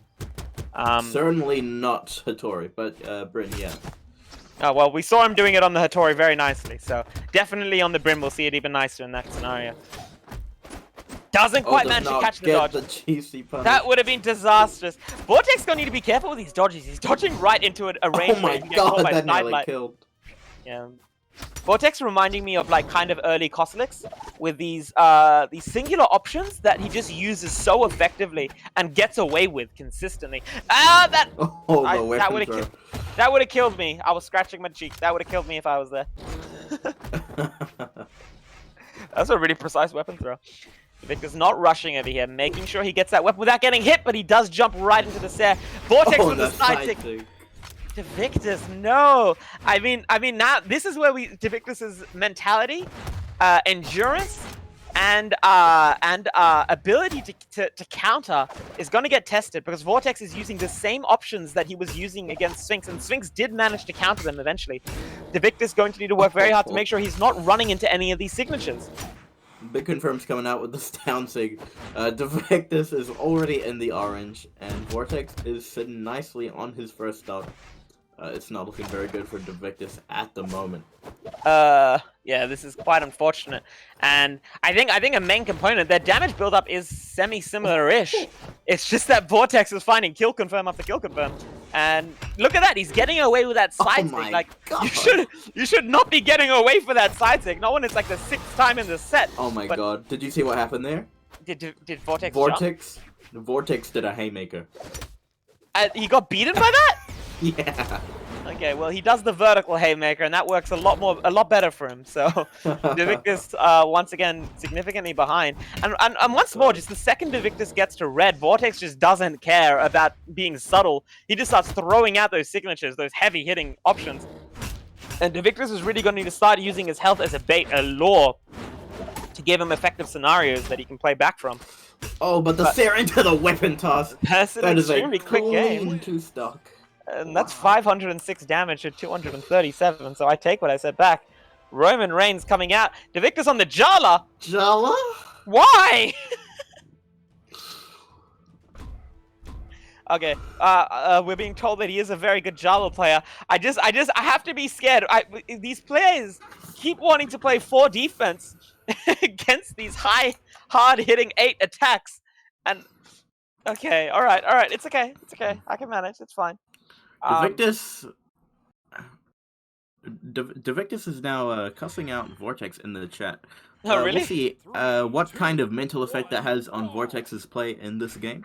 Okay, we'll see if it makes a difference. I like the sword. I like the sword coming out. Devictus had a very strong sword. The spear wasn't working last game. The axe was working pretty well, so we'll see how it goes. Yeah, I'm kind of excited. I mean, it looks like the entirety of the siege region is taken to arms against me for calling out Devictus' Jala gameplay, so maybe we're going to see something fantastic. I'm looking forward to seeing it. It's always nice seeing the underdog when it comes to the HP pool playing effectively. And playing as he should. But and he jumps into it. Doesn't kill him. That 1 extra defense maybe being what saved him over there. But Devictus, if you're gonna play 4 defense, you're gonna need to be really careful with those recoveries. You cannot jump into Sigs. Oh, just as you say that, he jumps into a Sig. He jumps into the Sig! Devictus, Vortex going for the... Damn it, Invictus. What is that even called? What? He dashed back, dashed forward over the edge and got the Instagram pound. You know you can do it with guns and axe? Oh. Oh, I don't know. That's... No, teching. Isn't that a burb dash? A burb dash? Nah, that's a platform thing, as I know very well from my extensive knowledge. Thank you, Thanks, management. And thanks, production. Devictus, not too far behind. And honestly, like, the truth is, Jala builds up damage so quickly that maybe just this rushing down is going to be effective. But look, I don't know Vortex very well, but he doesn't seem to be a player that... Oh, that was disgusting! That was actually really nice. What the heck? But then that... Look, I'm sorry. As beautiful it is, as pretty as it is, I'm going to have to be going for Vortex personally, because Vortex just doesn't seem to mind. Like, whatever's happening, Vortex just doesn't seem to mind. And, like, I can understand playing a faster character to try and, like, bait your opponent into getting nervous and to struggling a little bit. But Vortex is just doing the same similar things. He doesn't mind. Oh, that was a juicy answer coming out in the neutral. Okay. Beautiful from Devictus. I'm kind of worried if Devictus wins this, he's gonna roast me alive. But Devictus definitely working hard, putting these N6 to good use. Not getting punished for them either, showing Vortex that Vortex isn't the only person that can get away with high signature usage. Vortex gets him off stage, the N6 doesn't quite manage to catch the ground pound. Oh, but he cancels out that ground pound with the recovery. Very nice. But Devictus, he's got the edge guard now. Yeah, Devictus has Vortex off stage, and we've seen a really good sword from him so far. Dodging down into that down stick, that's not what you want to see. And Vortex just using that stage control so nicely, and that is going to do it. Unfortunately, Roman Reigns. Southeast Asia, look, I'm waiting to see it. I'm waiting to see it. I mean, like, look, I can respect going for the Jala, but not on that map. Please, not on that map. Not against that character. Please, not against it. Pantsu Raiders, Vortex out here stealing underwear. He does switch though. Wow. Okay. All right. I mean, is this just a bit of disrespect? Wait. Does what's it called? Does Devictus normally play? Yeah, Devictus plays Bryn apparently, so maybe a little bit of subtle BM. You know, don't worry, Devictus. I'll show you how it's done. But we'll see. We are on a very different map to what we're used to so far. Gonna be going to Crystal Temple. Crystal Temple. Wow, well known for the best beats in the damn game. The best beats. Yeah, man. Yeah, put the music up, devs. Either way. Vortex on the sphere. First time we're seeing him on anything that isn't axe or hammer, and so far doing a very nice job with it. Putting that signature. Yeah, Vortex. Are you getting Isidru flashbacks? Because like really using these signatures. Yeah. Like I've heard people say about Isidru that he just uses 6 differently to everyone else. It's just you never really expect when it comes out. And honestly, I have to say maybe something like that's going on because Vortex is just pressing the signature button and getting away with it, even if he doesn't hit. Oh, that was nice. But that is extremely nice, and the ground pound will secure it. Devictus with the lead. Now he's going to be opting in for that sword against Vortex. Goes for the disrespect. Vortex isn't here to win this. He's here to make sure Devictus loses. I think he's making that very clear with that little bit of disrespect over there. But Devictus. Oh my God. Isn't behind. He is ahead. And now is not the time for BM. Devictus are going to be working very hard. I take it back. Actually, things are lined up very nicely over here. Vortex with some good damage, a nice string. Just collecting hit after hit. Once again, a free N6 that just did not get punished. And now this one hits. Getting the reads. Oh wow, yeah. He went for it. He did. What a commitment. That would have been gorgeous. Okay, but now, without the weapon... If I get the N6. I don't know. I feel like that's disgusting. Like I really respect that. I just get nervous when I see those N6 coming out, but you know, he's making them really, really work. That was very, very nice. Divictus with the sword off stage. Like honestly, I want to see him going for it more. There we go. Oh This my is what I God. want. This is what I want. He's Yes, getting just. Divictus. He's just collecting hits, you know, and I can really see that. Maybe this is why he wanted Brawlhaven. The shorter map means that you just get your opponents off stage a little bit more often. But the shorter map walls of Crystal Temple definitely help Divictus out. He does lose his stock, and Vortex not too far behind. Divictus gonna need to make sure he's on top of that mental train. Doesn't get too nervous. There's a lot more riding in this than just the win, it seems like, between these two players. Wow. And he's just splashing at Ziggs. Vortex mixed up his dodge then, because last time Divictus went for something like that, it was a side sig. And if Divictus went for the side sig then, he was done. Oh. So very Glad you're paying interesting attention. stuff.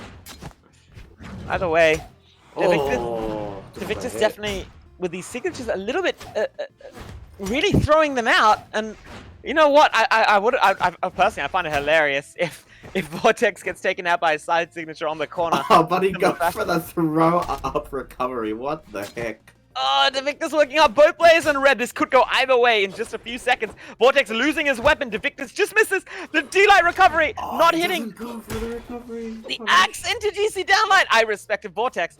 You do not have a weapon. What? Oh no! Player 1 wins.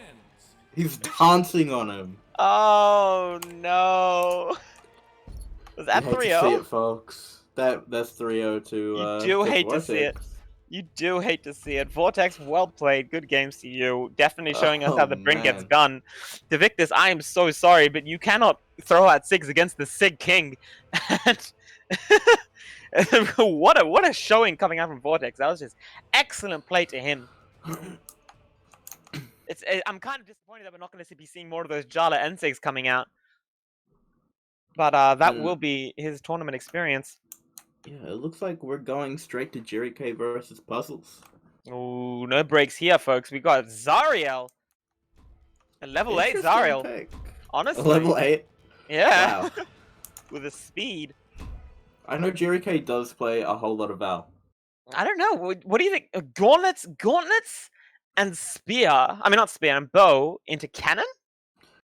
Horrible. Yeah. Absolutely horrible. Probably I don't know the about worst possible matchup, I think. I really don't know why he's going to a level 8. Maybe he... You know, honestly, Zarya has some very unique signatures. That could very be all good. he's thinking about, yeah. Either way, Puzzle's on the axe right now, so he's not going to have to worry about that. I've always loved the Gauntlets into axe matchup for some reason. Yeah, Gauntlets absolutely destroys Axe if they're played right. And Jerry K definitely the sort of player to play things right. He wouldn't be doing this if he didn't have a plan. But Puzzle's throwing away that axe, doesn't mind getting a single sidelight for it. He has the cannon. This is what he came here to show us. Getting dodge red straight away though. Jerry K with that down sync, definitely trying to make use of Zariel's side things inside the neutral. Sorry, Zariel's signatures inside the neutral. Great Puzzle- use of Gauntlet set coming out from Jerry K. Going for that slide charge side sig does That not almost connect. picked up. Jerry K, Beautiful. Jerry K, it looks like his game plan is just consistent signature pressure, and that is doing the job magnificently. Oh my goodness. Wow, this is really quite beautiful. Jerry K just constant pressure, foot to the pedal. Oh, Jerry K's got some nice juggles going. Puzzles is seeping into the dark yellow at the moment. Yeah, that's there, picks up, but not quite gonna kill. Azariel, do you have defense for me? Production. Production has no idea. All has hope 7 is defense. lost. Oh, okay, there we go. 7 defense. 7 defense. Thanks, production, for letting me know about that as quickly as you could. That was fantastic. 7 defense on the Zariel, and perhaps that's what he's looking for. The signature usage combined with the high defense could give him exactly what he needs to maneuver around Puzzles on the Amethyst. However, and Puzzles has evened it up, even taking a slight lead here. He's got Jerry K off stage with his axe. yeah, he's doing the axe quite well. He's definitely no one trick, but hard to come in from above against the bow. Bow just beats axe, right? Am I nuts? Okay, so it looks like that seems to be the plan. Jerry K, if he does have superior weapon control than Puzzles does, and can keep Puzzles off off Cannon. the cannon, then that is just looks like a win for Jerry K. That might be the game plan. He absolutely loses to one of the weapons, but he absolutely wins against the other. Beautiful nair. That was Yeah. a great bait.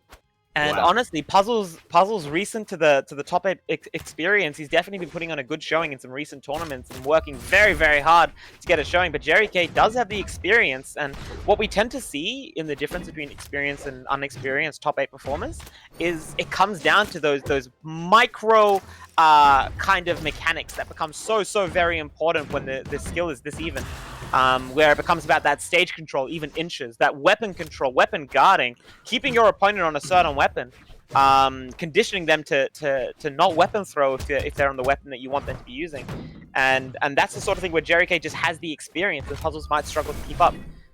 Puzzles does, however, have cannon, staring he right stares into that the dare. Yeah, Lucky. wow. Puzzles is going to try and catch a landing here, does not quite get it. Oh, that ends. Oh, but Jerry K with a downlight. Yeah, that was the Sphinx jump dodge if I've ever seen one. But oh wait, no, I'm thinking of Far. Far gets the dodge, doesn't turn it into anything, but he could just be a couple hits away. Jerry K on the gauntlets. Who did I call Far? Puzzles, I think. Yeah, not bad. Puzzles doing a magnificent job. Doesn't get hit by the ground pound. Neither does Jerry K. Both players battling offside. Jerry K will take it with a recovery. Very nicely done. Man, it's great to see a gauntlet player showing this cannon loser. What's up?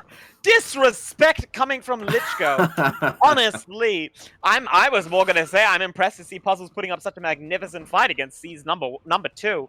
Puzzles definitely putting on a strong showing. That game could have gone either way, and maybe a little bit closer than Jerry K would have wanted, considering he is on the loser's side, and he does have a long way to go if he wants to get back to the grand finals. It's always lovely to see Gauntlet succeeding and Cannon failing. But we'll see if that wish comes true. You know, State I'm of hoping Oz for region, folks. State of Oz region, folks. it. We're all just a little bit traumatized. Don't worry about us. We'll make it. At least, Lichko, you can agree that it's nice seeing the Cannon says hitting someone else for once. No. Well, it's nice for me. Look, I don't mind punishment as long as I'm not the one having to suffer it. So Puzzle's definitely giving me a very enjoyable showing over here. He's gonna need to work a little bit harder if it's gonna be more than just a showing in an actual performance. Jerry K, once again, that weapon guarding. He does not want Puzzles on a weapon as much as he can. There's not much aid attack can do for you when you're just unarmed. Puzzles does get the axe. Jerry K using that GC downlight angle, which axe just cannot cover, to get some free pressure against Puzzles. Puzzles utilizing the weapon throws. It is interesting seeing Jerry K using so many GCs, especially against Amethyst. Because if that's a habit and he continues that while Puzzles has cannon, he's just done for. Yeah, I personally like I don't know. Maybe I'm paying too much credit to where credit isn't due. I think Jerry K specifically doing it against the axe because he's doing it from where sidelight can't catch and where most players will do an axe sidelight to try and cover the landing. Yeah, that is so a nice ground pound. If Puzzles ever gets hasty and throws that as sidelight with axe, he's just going to be walking right into a GC downlight from the gauntlets. We do have to see if he's going to do the same thing. It would be a terrible idea to do that against the cannon. If that is some high IQ conditioning, then shout out to Jerry K. Yeah, I definitely respect that. I remember that the gauntlet downlight was so effective in certain matchups that I used to learn it just specifically for certain matchups, for certain weapons, sometimes for certain players. But definitely not the sort of move you want to throw out against the wrong weapon. Any GC is dangerous against cannon. Oh, it does a spot dodge, but he does get the punish with it. Puzzles looking for a hit over here to turn this. Oh, that down sig almost catching. The Sair, I actually quite like that setup Puzzles going for the jump immediate side dodge Sair. Doing something similar again, I think with a dash jump that time. It's a very nice way to essentially turn Cannon Sair into a sword sidelight. Even though it's obviously a lot more dangerous, a lot more risky. But if your movement just isn't optimal, you can fast fall right into that Sair, as we saw over there. Or rather, walk into it, as we saw over there.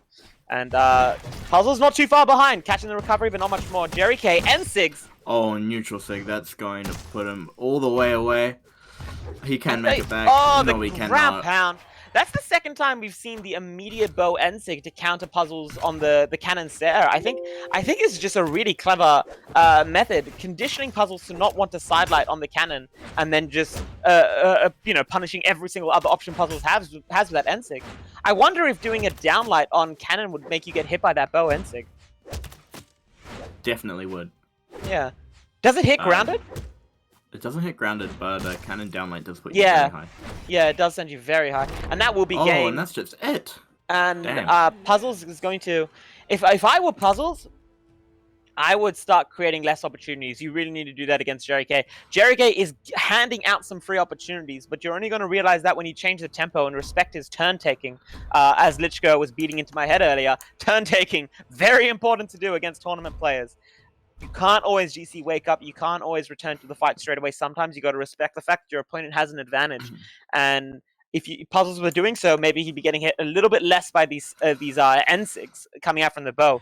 Just needs to play a little bit higher than that, a little bit further away, and only go for the follow-up game when it is his turn. I'll just say, Puzzles is pulling out the Onyx, and I personally think it's a horrible idea. Because Gauntlets and Debo is just... It's probably one of the worst matchups in the game, I think. It's hard. If Jerry K can get him in the air, he's just done for. Almost can't do anything.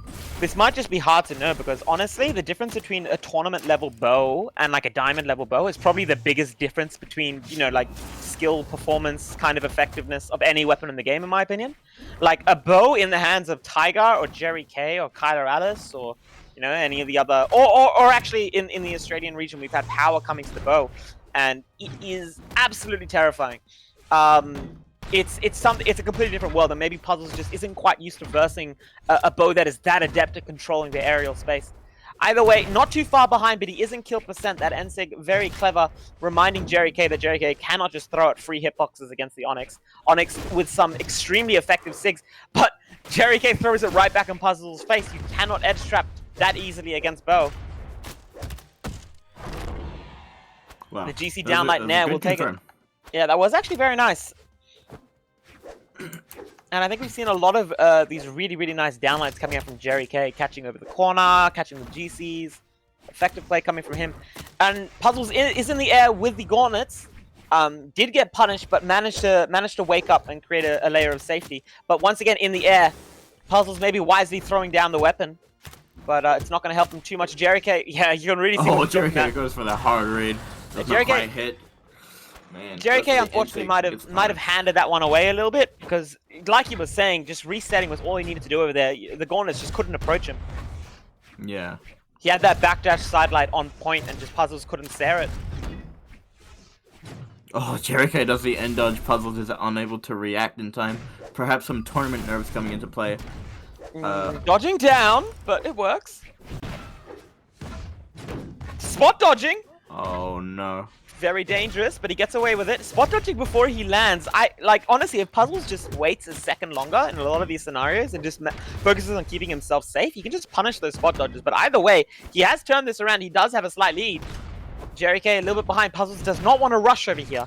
He wants to make sure that he gets the confirm he needs. Rushing is what lost him it over there, but not losing his stock. Jerry K kind of throwing things out a little bit over here, and Puzzles will capitalize. A GC side sig, very confidently done. I wonder if Jerry K was trying to slide charge that, but it did not work. Very interesting. A little earlier, Jerry K did go for a sidelight when he could have done a downlight, and he could have downlight Sheridan, and Puzzles would have been dead. Yeah, I think there's definitely a little bit of panic coming out from Jerry K. You can see this when top players just do not expect their opponent to have a showing. But Puzzles is showing right now, and he is really landing these hits. And Jerry K just not being cautious enough. We're seeing GCs, we were seeing spot dodges earlier as well, and I just can't respect that against the cannon, and Puzzles isn't respecting it either. Oh. But a very nice weapon throw. Speaking of disrespect, does not respect the weapon throw. Jumps right into it, and looks recoveries right into it, yeah. Yeah, and Puzzles doing a fantastic job of making sure Jerry K remembers that you need to play against cannon sometimes, not just the player. Wow. Some beautiful confirms coming out from Jerry. He's nearly even this set. A very nice downline. As we say that. Oh no, Jerry! You don't have recovery! The corner! Puzzles takes a game. 1-1, I believe. No, is it 2-1? 2-1. 2-1, my bad. Puzzles, very nicely done. That was not just a random showing. Puzzles had control from the second stock over there, turning things around. And Jerry K needs to be a little bit more cautious. He definitely needs to respect the skill that Puzzles is demonstrating, the knowledge Puzzles has of this weapon. Obviously, Cannon in a very good spot right now, but that isn't entirely the answer. And Puzzles is showing us that a lot of skill behind the cannon can do something very, very powerful, and he is definitely showing us all Wow. just how hard it can be to pin down a player that knows how to use the movement Cannon can offer. He's pulling out the Sidra. I don't know how much experience he has on the Sidra, but if he can use that NSIG well, I worry for Jerry K. Yeah, honestly, and Jerry K, where he's been spot dodging and where he's been jumping around, that NSIG could be the answer. I think Puzzles is pulling it out as a bit of respect for Kaizen.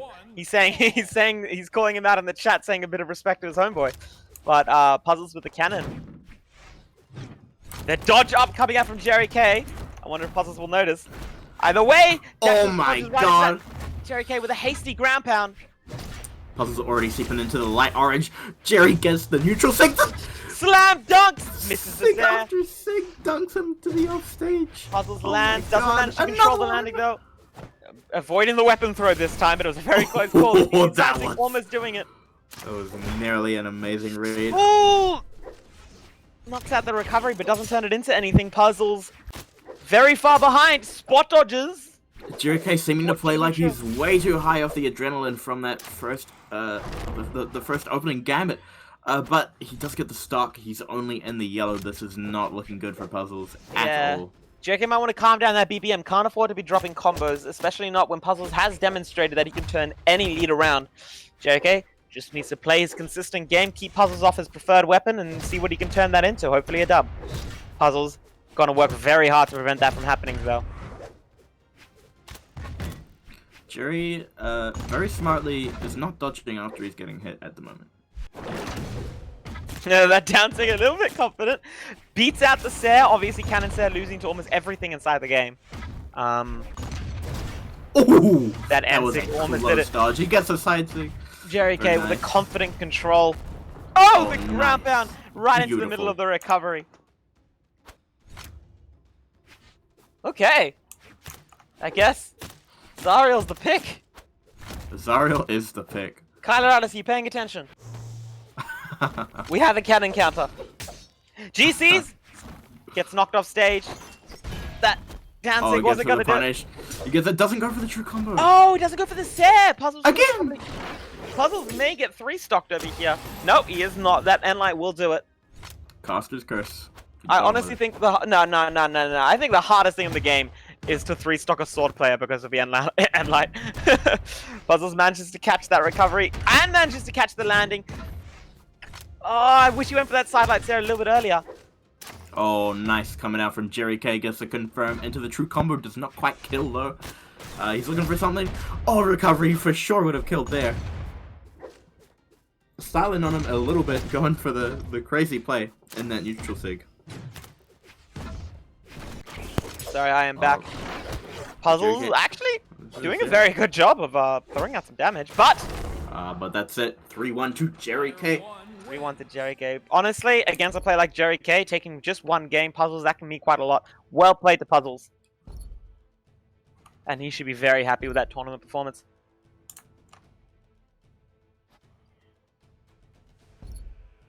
Alright, yeah, it looks like we are going to be taking a 5-minute break before we go to top 4. Just to give us all a bit of time to remember what it is to be human. But I hope everyone's having a good time and stick around. And just after the break, we will be having more high-octane Southeast Asian action.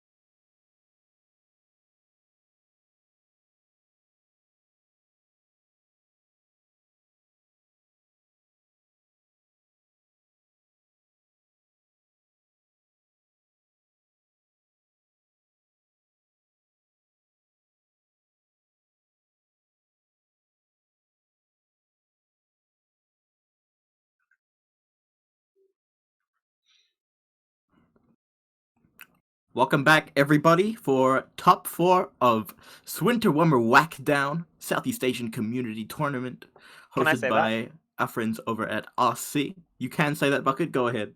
Swinter Wummer Whackdown! Top 4! Welcome back. That's really fun to say. So we now are having Vortex and Jerry K in the loser semifinal, with Far and Sphinx waiting in the winners finals. And it actually looks like we are having Far and Sphinx first. Whoa, that was a quick wait. Fire and Sphinx, gonna be getting into it. Sphinx on the Moor decks. Okay, I thought he was very happy on... Wait. What did we see him playing before? I know we saw him on the Koji. Did he swap at all? He played Koji and Diana. He did play Diana. Yeah. So we definitely haven't seen the Moor decks yet. I did say though. He does like his scythe. Okay, well, fair enough. I'm kind of excited to see it. I can imagine Scythe going very well for him. He has a very nice neutral, and he seems to be really good at kind of wrapping himself around his opponent's playstyle. But Far, very much the same story, and with this orb, this is going to be a very exciting match, I get the feeling. And striking beginning. I'm interested as to why Far, not only as to why he's taking away from decks, but also as to why he's not going Petra. Maybe he thinks Spare will work better against the gauntlets, doesn't want to do the mirror, but I'm not sure. Dusk does have some pretty cool true combos at 7 decks, such really? as Dare into Side Sig. So interesting. Where do you get this stuff from? Who knows? Who knows? Ishka, I'm worried about you. Either way, game 1 beginning. Sphinx and Far. Far does get the weapon, but Sphinx, just very adept unarmed, managed to take back stage control.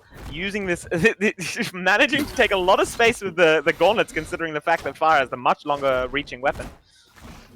Yeah, Far might have the long pokey stick, but Sphinx has the big fast hands. Yep, and Far is getting all of them right now, unfortunately. Far. I mean, look. I'm not going to say anything too early, but Sphinx certainly is. Sphinx certainly is in a rush to get this game over. But Sphinx is communicating to us. Shut up, casters. I'm here to say stuff. I really thought that jump ground pound was going to be an immediate stock return, but unfortunately not going to do it for Far. Very exciting to see him pull it out. But here he goes with the spot dodge. He tries to get in the side. He was watching Vortex. You know he was watching Vortex. Why did he spot dodge after that? I thought that was a really clever play, but oh well. Either way, I think what we're definitely seeing is both Sphinx and Far using short-range weapons to just edge guard, corner guard, whatever you call it. What do you call it? Ledge trap. Ledge trap. Ledge trapping so effectively against each other. This is definitely going to be a game, you know, it's like a king of the hill. Who can control center stage more often? Who can keep their opponent off stage? Players so far extremely even. Sphinx almost ending Far off with just that recovery on Brawlhalla.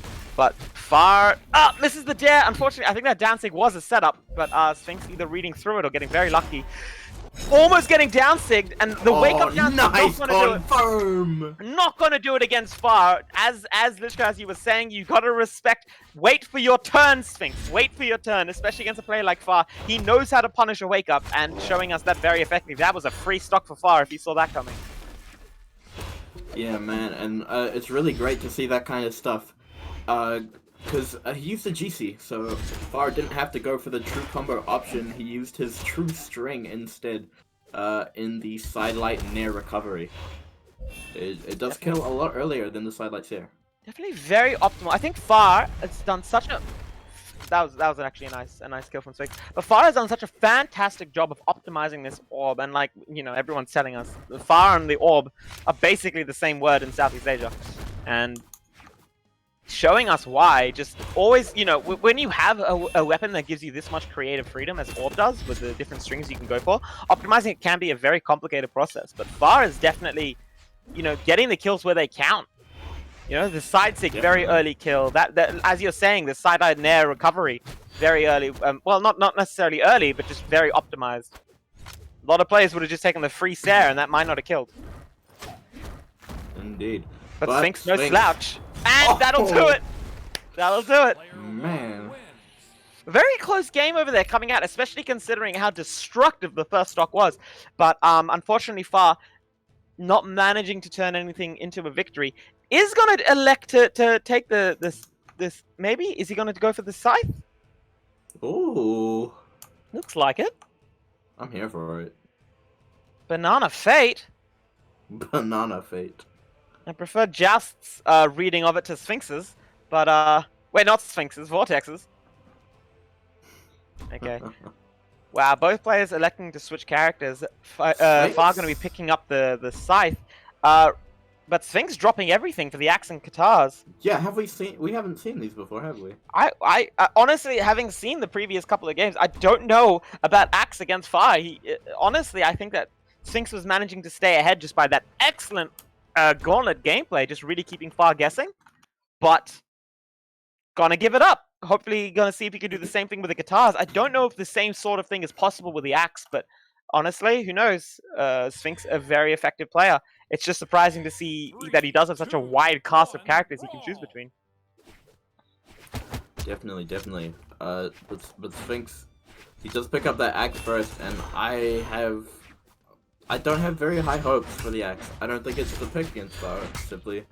I just feel like Far has very good axe counterplay, the way he's good at baiting with the spot dodges. In fact, we saw that, especially exactly what you're saying, baiting with almost everything, especially in the edge guard. Like, we were seeing him on the dust using the down sig when it was guaranteed to not hit, just as a bait to set up, and he did something very similar a moment ago, going for a side light that just wasn't going to hit and doing a jump GC down light immediately. Not quite getting the counter, but you can see kind of the cogs whirring. And he is on the scythe now, which is not, from what I hear, the same word as Far, but we'll see if he can make it work. Oh, but he gets a dare. Misses that weapon toss there. Yeah, Sphinx with a very greedy push-off column read. Just didn't work, but Far didn't turn it into a kill. Nice bread and butter. Side lights here coming out from Far. I wonder if we'll see the combo punish. I like that setup. Giving Sphinx space to try to bait Sphinx into going high and then going for the dash jump there, but not picking up. Sphinx almost getting that guitar there. That really could have done it that high up. Oh! I thought the active frames was going to be it over there, but this stock is continuing. The GC sidelights here, that's gonna get it. That is going to get it very effectively. Far with his GC sidelights are really good. I'm very impressed to see it, but Sphinx meets him right back with, I believe, a GC downlight recovery. Yeah, maybe taking taking something out of Far's playbook. Vast playbook. What? A vast playbook. Far's. I know, I said vast. A vast, Okay. Far's vast playbook. That's what he calls it. Anyways, Sphinx managing to catch these landings before Far can get close to the ground using the downlights. And honestly, if you know what you're doing, which I most certainly do not, Katars can be a very good edge trapper. Especially against the high recoveries that Far is trying to do. Oh, and he commits to the neutral sig and he eats a stock for it. well, yes. It took me a long time to say yes, but yes.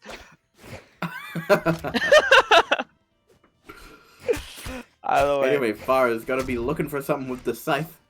It doesn't look like he's finding it though. He's just searching. Oh, I guess the Nair does not connect with the side sig. Oh, the side light there will be true as Sphinx does not have a dodge and he gets the orb ground pound. Far's gonna want to stick Not to much the Sphinx orb. could have done there once he lost his dodge, but we'll see what he can try to do this stock. He is significantly ahead going into this final stock of the match. But he does have the axe, which I don't know why Far threw away the orb. Nope, he has another one. Don't worry about it, folks. But we'll see. Sphinx, that was a very nice setup. That was honestly really nice. And that is something which you can abuse with axe, but not many players do. And I'm happy to see Sphinx going for that, even though you know, you might want to stick to a simpler gameplay when you're ahead. But Sphinx happy to take damage wherever he can, no matter how much it takes. Doing that very nicely. But unfortunately, very low down. But Far, no! Far misses the punish. Player one wins. Sphinx. It looks simple. It looks so simple, and I know Lichko knows it's simple because it's simple for him. But it can be so hard when your opponent only has one more option to just put that ground pound where it needs to be. And Far drops the game. He did not need to drop. And that is very unfortunate, because that And really Far could have been... loses game 2 in front of his father. Oh no! His dad watched him. Are you winning, son? Not today, Dad.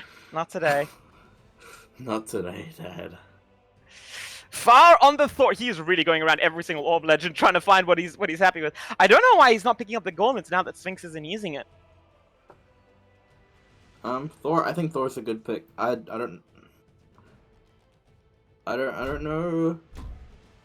It's Sphinx. What's Sphinx using? A Suri?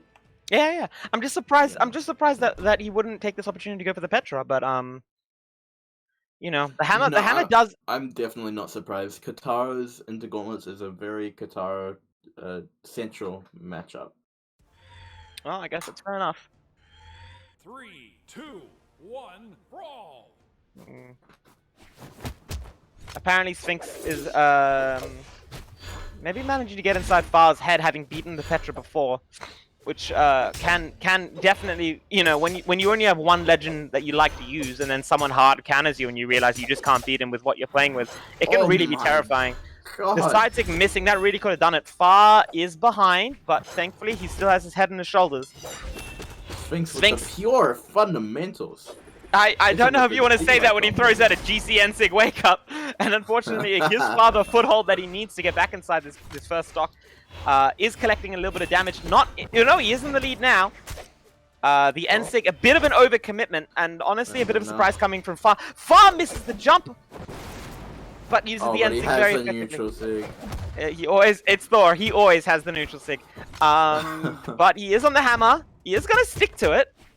And maybe he's just struggling to get the kill confirmed, and he thinks the Thor hammer can add that. That down tick came so close, but Far, you really want to be perfecting those punishes. Far, really inside his head right now. Gonna need to get out there and focus on the game, and that Sarah's gonna kill him. Very unfortunate to see Far. You gotta wonder if the mental game's affecting Far over here. He is very, very well far into the tournament at this point, and being winners finals can be a drag on some players' stamina. But missing punishes like that when you really need to hit them, that's just very unfortunate. But, you know, game's definitely not over yet, and neither is the set. And Far manages to collect a Sarah. We'll see if he can turn it into anything more. We'll see if he can manage to not get left too far behind, but we'll just see how it goes. And he does manage to get the Sarah finished off. I say that he's not too far behind. Just a little bit. Definitely not. And against the Katars, there is high hopes. If you're careful with your dodges, and you simply jump when you don't have a dodge, you can avoid a lot of the strings that Qatar players like to throw out. And especially Sphinx having a very downlight heavy kind of neutral game, Far can get around it, but he is not going to. He is conclusively not going to. Sphinx turns an excellent neutral game into an excellent offstage, into an excellent confirm, and Far is very far behind. Yeah, and Far... while he was very close to keeping this game even, winning this game is now looking like a Far Cry. Oh no. No. My last one was an accident. What's your excuse? Anyways, Far manages to collect us there, but you can see those nerves kind of setting in. Sphinx has managed to get inside his head. And he's going to need a bit of a miracle to get that confidence back. A very strong hit can do it. A downlight Sarah, not quite going to kill. That must be very frustrating when it is as far as you can possibly do it. But shut up, Glitchgo. No more jokes. Oh, but beautiful once more, punish. The side light, jump recovery. That was very effective coming out from Far, and hopefully a sign of more confidence to come, because inside this set, confidence is going to be exactly what he needs. Ground pound, barely missing. Thanks. Throwing out these high pressure attacks, controlling the space with Katars, not an easy feat. But Far letting him get away with it. Throwing out these moves, he's kind of desperate to get a hit. Maybe he has a read in mind that he's hoping to start up. But right now he needs to focus on being a little bit more unpunishable, a little bit more varied with his movement, because Sphinx is slowly tracking in, and he is in kill percent. Loses his dodge, but Sphinx fails to capitalize. Coverson on his tournament stock here, I believe. Actually, no, this is winners, isn't it? Yes. Far fishing a little bit hard. The Edsig barely not killing. Fire is slowly clawing this back, and he's struggling a bit to find these hits, but so is Sphinx. Sphinx won't. Oh, that, And Far is saying farewell.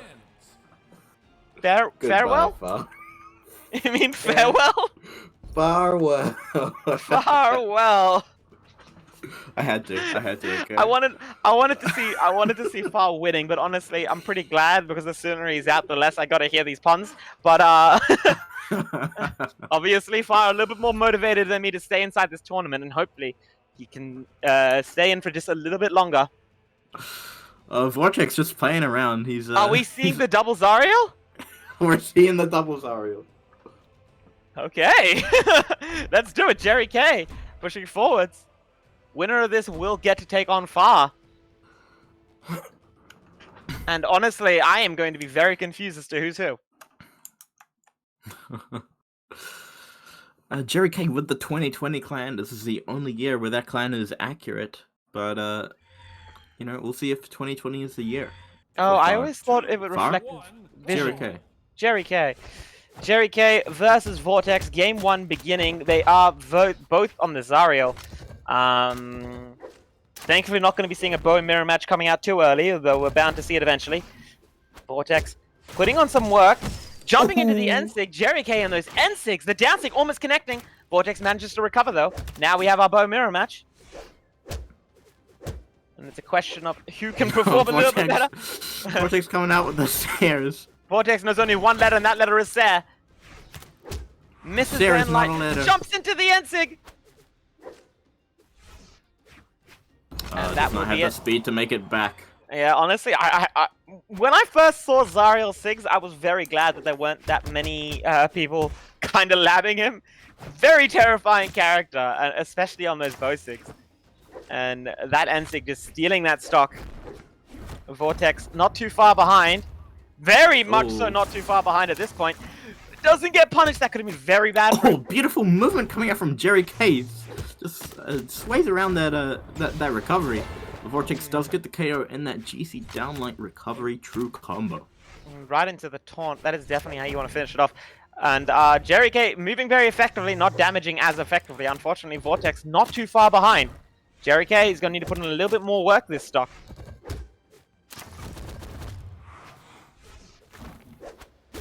Oh, Jerry K just controlling the stage. He's using those weapon throws to negate that bad matchup against the bow. He does go for the downlight side air, which I mentioned earlier. Perhaps he is watching and accepting my advice. But he does not get it true. Perhaps a little too early to go for that. Definitely will work now as Vortex is in the deep red. Jerry K missing that recovery. Jerry K barely hits away, but... Sorry, Vortex barely hits away from losing a stock, but same with Jerry K. Very close second stock. Vortex actually managed to hit the down tick. Not going to kill. He gets out-prioritized by the side tick coming up from Jerry K. Not enough to kill, but that must be disheartening. I know, I'm frustrated just watching it.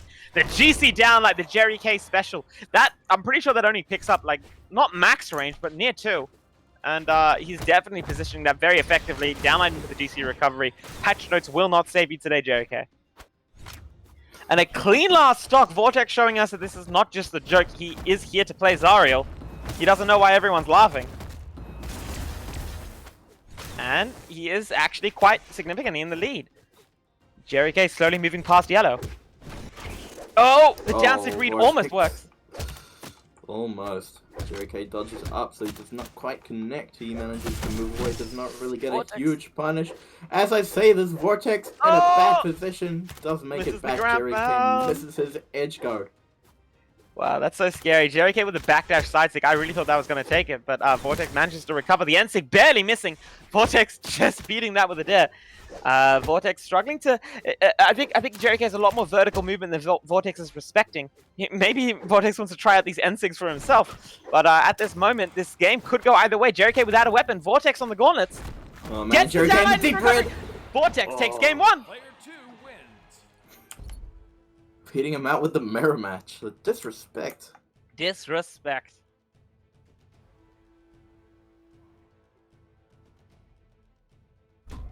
Jerry K, not too deep inside his head, though. He's happy to keep playing Vortex. Sorry, Zariel. He has to play Vortex. I know he probably wishes he could switch out his opponent at this point, but unfortunately that is not an option. Moving back into game 2, I believe. Vortex versus Jerry K. Same map? Did I see same map? Yes, Demon Island. Demon Island. 3, 2, 1, brawl! Vortex, I think he thought he was on the other side of the stage, but he still somehow gets the weapon first. Jerry K on the bow. Honestly, I think Jerry K is a little bit happier on the bow. I don't quite know his weapon preferences, but I know that a frequent sparring partner of Tiger, I'm sure he understands the weapon extremely well. Well, I know Jerry K does use a whole lot of bow. I think maybe some Koji too, but I'm not quite sure.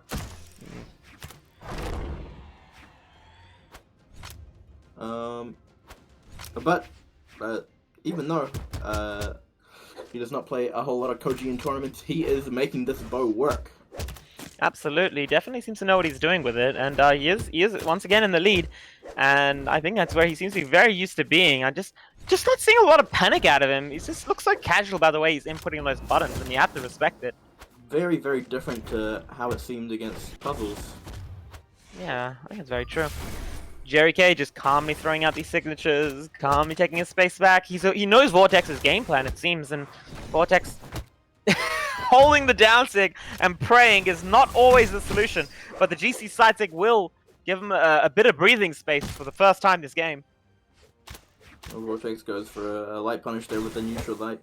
Managed to get Jerry back into the air and off the stage. Oh! Vortex listening to the casters goes to the end sig, doesn't work, I'm sorry. JK, very nice landing. I don't know why you'd want to downlight there against Bo landing, but very nice number from JK. He does have a 2-stock lead. Vortex just no breathing room this whole game. Jerry K, every whiff he just has a follow-up. It's almost like watching a man. Like it's almost like Jerry K doesn't have an opponent with the way he's just playing the game. Splashing out attacks, not paying too much attention, just making sure he's covering himself and playing cleanly. Vortex is playing Brawlhalla and Jerry K is playing Jerry K Halla. Right? Jerry K Halla. There's only his one game. player in this region, and it is Jerry K. Oh, almost gets a second recovery. Probably the most satisfying thing to get. Finally, Vortex hits the end sig. The side sig almost connecting. Jerry K barely skimming underneath that. Vortex not quite in kill percent. If Vortex can get a kill, oh, jumps into the weapon say throw. that, but he is most certainly in kill percent with that angle. That is death. That is death. That man is dead now. He is indeed a dead man. Here with the Onyx, Vortex says, okay, fair enough. Zariel's your pick, and now he's going to bring out the Onyx. Okay. Which I'm quite excited for. He doesn't want to play Jerry K Halla anymore, so now he's playing Puzzles Halla. Poor Puzzles. Everybody's moving in on his turf now that he's out of the bracket. But let's see if the cannon is all she wrote and all she needs. She, referring to Onyx, the female character, of course. Yeah, of course. I'm aware of that. And we're going to Brawlhaven against Cannon. Oh, Brawlhaven with bow. Pretty sure Boomy actually said that Brawlhaven's the worst bow map, so maybe I'm wrong on that, but I always thought it was decent. I don't know. It doesn't have platforms, so you can't juggle as proficiently.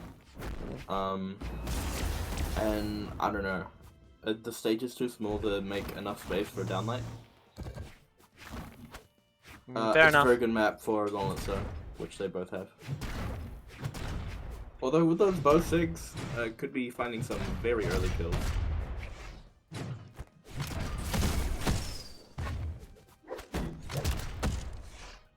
Oh, Nair does not quite find it.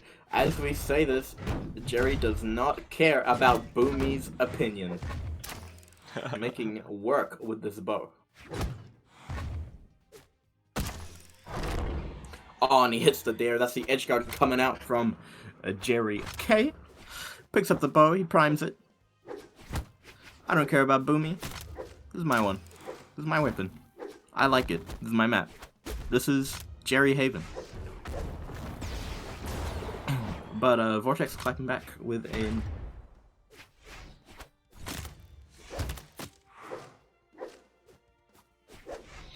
Either way, he is definitely not too far behind, and Jerry K does manage to get the end light. He does have a slight advantage, but Vortex has been showing us how little slight advantages can matter. This game instead is extremely close. Vortex really doing very well, making sure that we all know that he's here for a reason.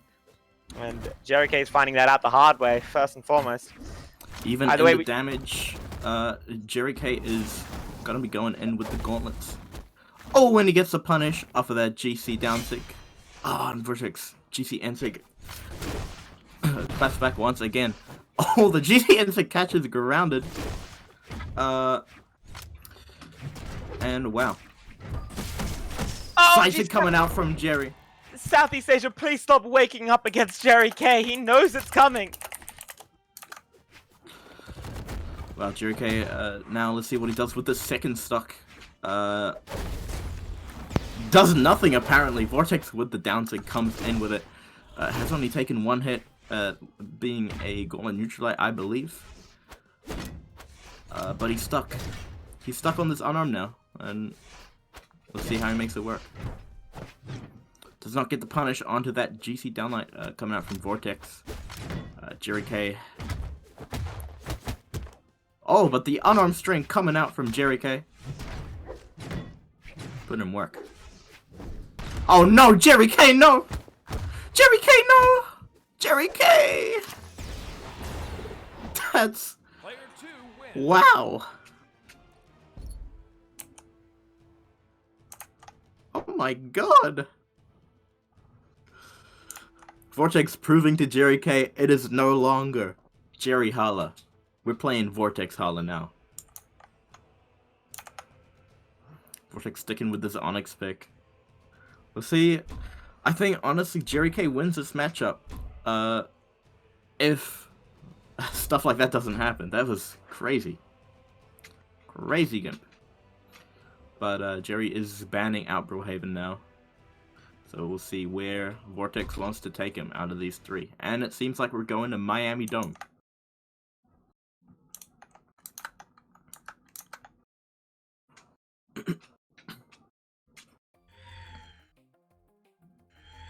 Three, two, one, brawl. 3, 2, 1, brawl onto the map. Got this banging music. Vortex picks up the cannon. Finding some nice control onto Jerry. Jerry still poking him out with this unarmed gameplay. Oh, but the tides have turned. Vortex is now the one without a weapon. But Vortex, oh, he misses a confirm. Oh no, Jerry. Jerry gave him all of his jumps back with that ground pound going down. Perhaps a little too deep. Oh, and he gets the dunk, slam dunk, three-pointer. I don't think dunks are three-pointers, but it doesn't even matter. Because Jerry is in the big lead here. Got about 30 to 40 damage between them. But Vortex clapping back with these anti-airs. Jerry gets the GC side stick, and that's all it takes to kill the big girl, Onyx. Oh, Vortex going for a recovery with a spot dodge. Perhaps trying to react and get some kind of GC read. Oh, Vortex going for nair. Doesn't connect, but he gets a GC D-Light recovery to kill.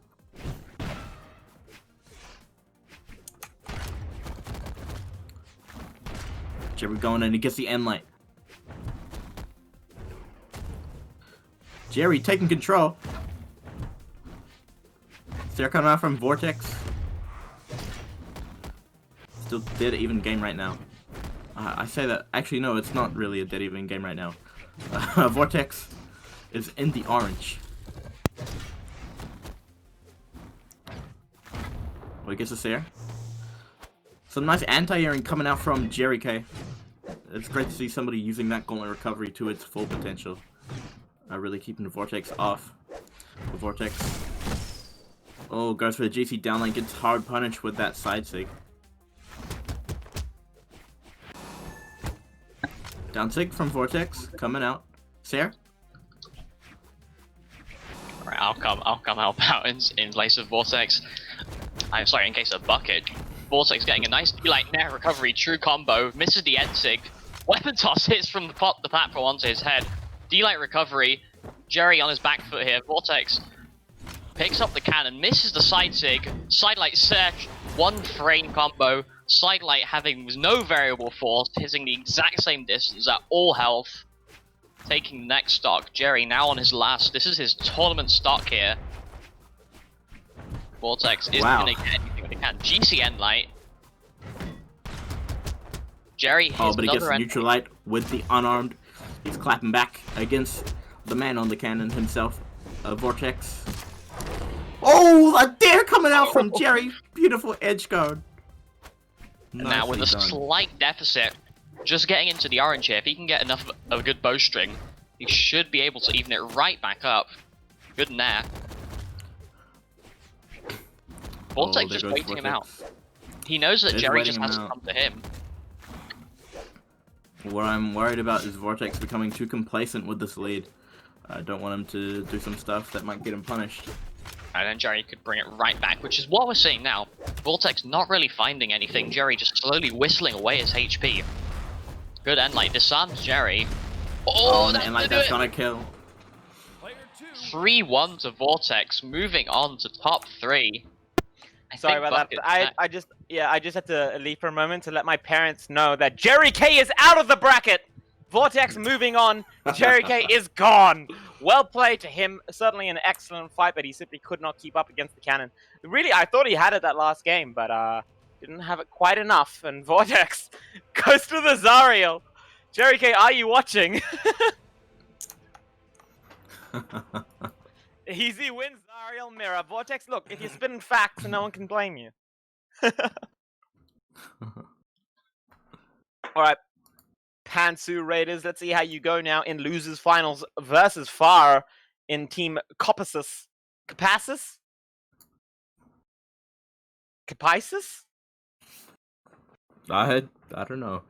Well, I don't know either, but either way, Far certainly an excellent representative for the team. And Vortex gonna need to work very hard. I'm surprised to still see him on this. Alright, Southeast Asia. I respect you. I salute you, in fact. I appreciate you. We have another Zariel Mirror in losers finals. Yeah, wow, okay. Dude, I guess everyone just really likes these new skins, man. Can't blame him. Kind of fancy. Little level 10 Zariel versus... Has this guy Zariel leveled up twice in this tournament? Well, Far was already sitting on level 11, so I'm sure Vortex is very nervous. Vortex going in with the extra speed. Far doesn't need any changes, or perhaps he's not on a high enough level to take the stance he wants. This game is play to win. But either way... I believe you unlock the 4th stance at level 8. Oh, I'm wrong. I'm wrong. Far is prepared. What am I talking about? Far has all the options. Far has all the resources he needs. Yes, you know what? He definitely does. Unfortunately, not all the colors, but you know what? He can put some time in after the tournament, get his Zariel beefed up, because I'm sure that's the only reason he's playing him. No other reason that you'd want to be playing Zariel in this scenario. Definitely. Except to flex some Vortex and defend Jerry K's name. Quick shout out to our Zariel friend over in the Australian servers, Quick Shot. Hi, Quick Shot. How you going? Go to Southeast Asia. Your kind is appreciated there. And by that I mean Zariel players. What else would you mean? 3, 2, 1. Anyways, moving on into game 1 of the mirror match, I'm kind of curious to see if Far... definitely good on the gauntlet. Definitely good on the gauntlet. And finally, he's going to have the freedom to make them breathe. Haven't seen his bow yet. But Far strikes me as a player that can kind of make anything work, especially his high-string weapons. Vortex with the wake-up GC down sig over the edge. Far with the down sig right in the middle of the stage. Gotta wonder what sort of eggs they're trying to lay over there, but not picking up the N-Sig. Vortex does manage to return 2 bows, 4 N-Sigs. These players are making a symphony with their signatures, and unfortunately it's Vortex that is conducting at this moment. I thought he was gonna N-Sig and I think it would have worked. No, wow. it's side 6. These players are evolving. Slightly offbeat. I'm kind of wondering if these players are learning for the first time what the signature buttons does on this character. Far's definitely enjoying the thought of the down sig. Could definitely be a possibility. Yeah, I mean, look, this isn't about being the best Zariel main. This is about making sure the other guy isn't the best Zariel main. And I can see that mentality going. If they're trying to hit you with a side sig, you got to prove you can hit the side sig slightly better. But the weapon throw into the recovery. You don't need signatures when you have skills, and Far is in the lead of game 1 of the set. Oh my god! No! Vortex, the madness! He planned that 3 weeks ago. He told me in VC that he would down sig and punish Far's attempt. But let's hope the plan goes further than that. Does manage to get the dodge read off stage. Doesn't elect to turn it into anything more vertically towards the bottom. Goes for the usual up to the top. Far slightly behind, but not quite in kill percent. Definitely can work very hard and turn the scenario around. Vortex, very clean end light, pushing forwards, taking stage control, throwing out some N6, not quite getting a pickup. A GC down sig covering the side light. Far hippity hoppeting, but Vortex not quite punishing. Oh! I thought that was going to work again. I honestly, he's going to try again, I guarantee it. I was wrong. I was right. But Far is electing to wait it out a little bit, you know? He's definitely here to have fun, but he's not going to let Vortex have all the fun, so he's avoiding those signatures for now. That side sig almost connecting, Vortex barely touching the dodge button, and just in time. Giving him takes his a recovery. Very kind. You know, these Southeast Asian players, never mind. Never mind, they're disrespectful to the core, and I appreciate that. Vortex, side sig into dodge, into taunt. This game is play to win. Oh my god. But not quite managing to punish the dodge. I wonder if that was like a high-tech dodge then jump read, but either way, probably should have just gone for the first one. You had it in the first place. But, turns it around very quickly. I honestly think he could have killed with a downlight recovery there. Either way. Oh! Jumps right. He's got to do it again. He's gonna do it again. Oh, yep. No, he's gonna do it. One more. Third one. no, he's gonna do it again. Far claps back. But honestly, Far got down sig 3 times. He's losing right now. 4 times. He's losing the down sig game. Vortex does not need a light attack. Well, I would be terrified if I was Far. The thought of someone spamming that down sig around me, not fun. Vortex with a ground pound. That man did not press his light attack button. Didn't need to either. Far loses the game. Oh dear. Far, is he going to double down? Is he going to go for the Zariel again? Vortex is offering it.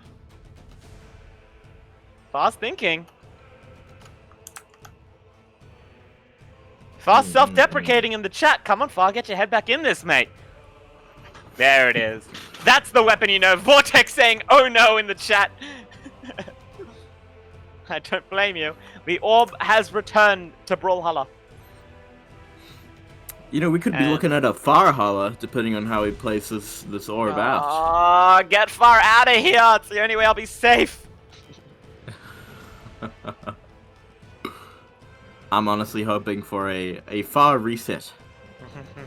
To be honest with you, I would love to watch Far doing a reset through the grand finals. I just love watching this player play. But Vortex, disrespecting everyone back and forth, just playing their mains against them. He can play pretty much anything, and he's definitely proving that. And that's got to be very scary. Very exciting players coming through the losers bracket right now. But only one of them can come out. Right now, Far is behind. But not far behind.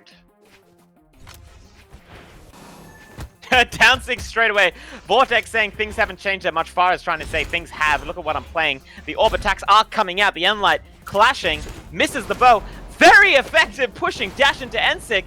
He hasn't stopped moving forwards. Vortex is backing away. Vortex? What do you do against something like that? He hasn't quite lost the stock yet, but he is significantly far behind. Far just punishing so many sloppy attacks with that N-Light. Oh, goes for the ground pound. The Hail Mary doesn't quite work. Far trying the N-Sig. He's trying to say, you aren't the only player with a significant signature kit. But Far needs to work a little bit harder to confirm the stock. All this damage means nothing if he doesn't turn it into a kill.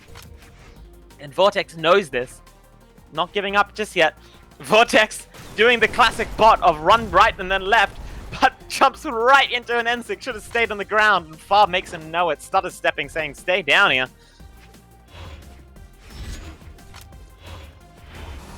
Far running around the stage once again, sticking with his orb. We haven't seen much hammer coming out from him, but he hasn't needed it either. 2 weapons for every character, but Far only needs 1. Manages to maneuver around the signature kit of Vortex. Just dodges the down sig. That was very close. Maneuvers his way back onto stage. He's holding his ground even though he doesn't have a weapon. Vortex very nervous to actually pressure the man's position. And Far doesn't quite manage to get the weapon over there. Pick up off light attack. And that will be it. Doesn't have the N6 to save him over there. Vortex not very far behind. Far without a weapon. Manages to collect it very, very quickly though. But he is off stage. He jumps into the ground pound. Oh, the stair drops. That's so unfortunate. Far immediately signaling back, but he has nothing.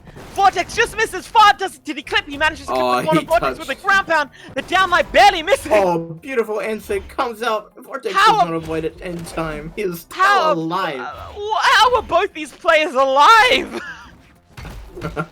Far stay living. Whoa, honestly.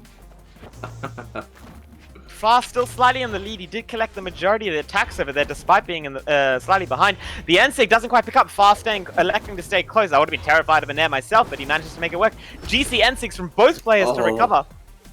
Misses a nair to punch that N-Sig. Oh no! Just got to respect the patience coming out from Far to microspace that side sig. Really waiting out the active frames over there, and he does manage to confirm it. We are seeing a confident Far, a Far that does not rely on miracles, a Far that can fail, and it doesn't matter because he just gets back up again. He does have the hammer in hand, and we're seeing him use it quite effectively. Vortex dropping yet another attack. Picks up the dodge, but doesn't turn it into anything. Vortex holding his ground, but he doesn't manage to turn the spot dodge into anything. Ground pound onto stage. Vortex really minimizing his movement options over here. Actually a very effective decision to make. And I think that's what he was waiting for, the immediate dash down sig. And Vortex electing to do a bit of mental damage going into this last stock over here. Far's going to need to be careful not to let that affect him. Far's playing this sort of game that nonsense isn't going to work against, but he needs to keep playing that game, and you need to be focused. You can't be thinking of anything else except the next exchange, which he seems to be doing right here. Continuing this lead, turning it into more. Vortex not quite punishing or capitalizing. Far taking stage control, just missing the GC side light. Punishes Far's dodge with the GC D-Light, but does not connect with the Nair. It's very unfortunate. An opportunity for the 3-hit combo, and Far collapses back with his own. Yeah, Vortex makes it back to stage. He's going to need to work very hard over here. Far's barely in the yellow. A little bit more deeply inside the yellow now. And Vortex definitely being a little bit more cautious. Oh, misses the Russian Mafia, is I assume the plan over there. But Vortex, what is this man doing? Just hit him with a Sair. Or a Nair, and Nair will do it. Very, very, very nicely played by Far. 622 damage to 484. We're going to have to see if Vortex switches his character. Is it? He's considering it. Oh no. I want to see it. I want to see it. I'm ready to see it. Lin Fei. Vortex brings out the cannon. Mafia isn't true. Lishka dropping some quick coach knowledge. Alright, Far. Respecting the Vortex. You know, he said I'm no longer behind, but tying up inside this. Might as well pull out the Lin Fei. Let's see how we can do with the cannon and the guitars. Very excited to see this game. Lin Fei, not a common tournament pick. Far saying, stop branding Brawlhaven. What on earth.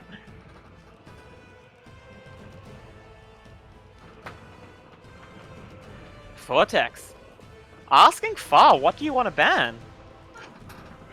Respectful. And here we go. It's going to be one of these. Wonder if Vortex is hoping for small Enigma again. And we're going to Temple. We're going to Temple. Cannon and guitars. What an interesting match this should be. Same stance as well. Doesn't opt for the 9 decks, either of them. Why? When you've got 3 attack on guitars, I can understand why you'd want to buff it a little bit. But you can also use recovery into recovery as a true combo. That's okay. New main for me. Anyways, Vortex immediately splashes out with 2 dodge reads in a row. God. Doesn't quite manage to capitalize fully, but that's not stopping him from trying. keeps pushing in, both players doing the dancing, but Vortex manages to punish his Fars. The NSYNC a bit of a hard read. Both these players on the guitars. This is a very interesting match. Far just missing the jump stairs. Such an effective way to reverse an attempted pressure. He is off stage without a weapon. Manages to get back, gets the end light. Vortex going to struggle to land against his cannon. Wastes a dodge. But the recovery, the Sarah into recovery not being quite true. Vortex, the jump spot dodge into GC sidelight set. What a punish for a weapon throw.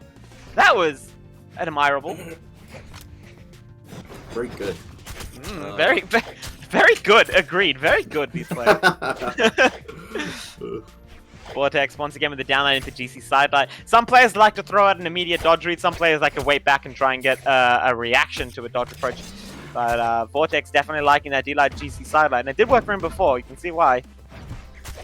He is just extending this lead. Far almost dipping right into that hitbox, but he manages to get a GC nice side to punish. The set just barely hitting with the last frames. NSYNC! Very nicely done from Far. Vortex just recovering from a little bit too low. Didn't get the height that he needed to avoid that. Vortex, I appreciate you. But Far does not, and Far punishes it. Loses the dodge, but doesn't turn it into anything. I gotta wonder if Far's too comfortable in the cannon after something like that. But doesn't manage to return to stage. Vortex. Oh, man. What a lead!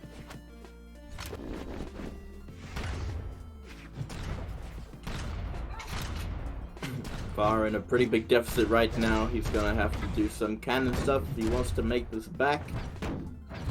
But he's struggling. That was pretty nice though. That was a big confirm coming out from Far. Does not confirm it into anything too big like a kill though, but a ton of damage coming onto Vortex. I've always personally thought that if you start like a massive cannon string and you don't actually get the kill, it can sometimes be more destructive than constructive because it makes the opponent start to think about it and be more careful about their dodge habits in the future. But either way, Far. Oh no. That's not the sort of information you want to be conveying. And unfortunately, he's going to be down inside the set. I believe it is 2-1 at the moment. 2-1. 2-1 to Vortex. Far. Oh, Vortex pulls out the Petra for a moment. I think he wants to see it. I don't know if he's ready to see it.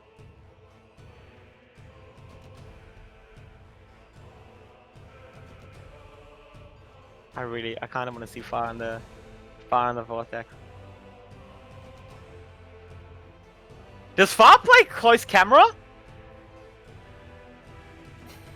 It's very ironic. No, Far should play fixed. I actually tried playing fixed once. How'd it go? Not very well.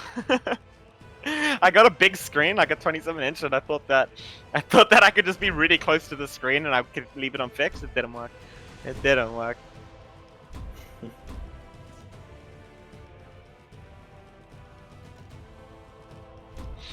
Well, it looks like we're going into a Petra mirror match. Petra mirror match. Okay, Far, this is now your home turf. This is not the game you want to lose. Vortex has been telling everyone that he can just, you know, pull your deck and use it against you. 3, 2, 1, brawl! And we'll see if he can do the same thing over here. It's going to be very difficult against Far. He's really been labbing this Petra. Definitely very faithful to the character. But immediately starting off with some high pressure damage coming out from Vortex. Very nicely played with the gauntlets. It is so cursed seeing him with those gauntlets though. Either way, Far managed to slap back with a little bit of damage. The jump dodge, almost effective, but the punish doesn't come out Are those quite easy Jake's enough. hands? Yes. Oh my god. I don't want to see Jake without him. Can you imagine just a couple stumps? Two Cheetos coming out the shoulders. Either way, Far managing to get the onstage control that we've expected to see coming in from Petra. And it's just, for some players, you could just see that when they're on their character, they just play differently. They're just happier. They're just happy to be there, playing with the character that feels right to them. And I can see his smoothness to Far's gameplay that shows he's definitely having fun right now. But Vortex, not too far behind. GC Sidesick barely missing. The down sig fully holding it. But he gets a punish with the ground. You want to keep those gloves on your hands when you're playing against Far, and taking them off, not going to be very effective. Far I'm so shocked that didn't hit. Maybe Vortex charged that for a little bit too short. Very strange. Either way, the recovery will take him out, and Vortex not too far behind, doing very, very well on a character I didn't know he was going to be so comfortable with. What? It's really even. I'm really surprised at what Vortex has done here. Wow, that was nearly chaotic. That would have been disgusting, honestly. I love those pause moments when the both just jump in.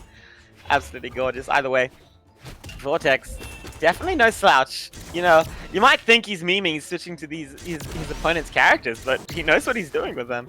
And we're seeing that unique signature usage just letting him get away with so much free pressure. Farah almost going into that, but, you know, he definitely knows the downside. Barely getting caught by that sidelight, and the set will take him out. Vortex in the lead.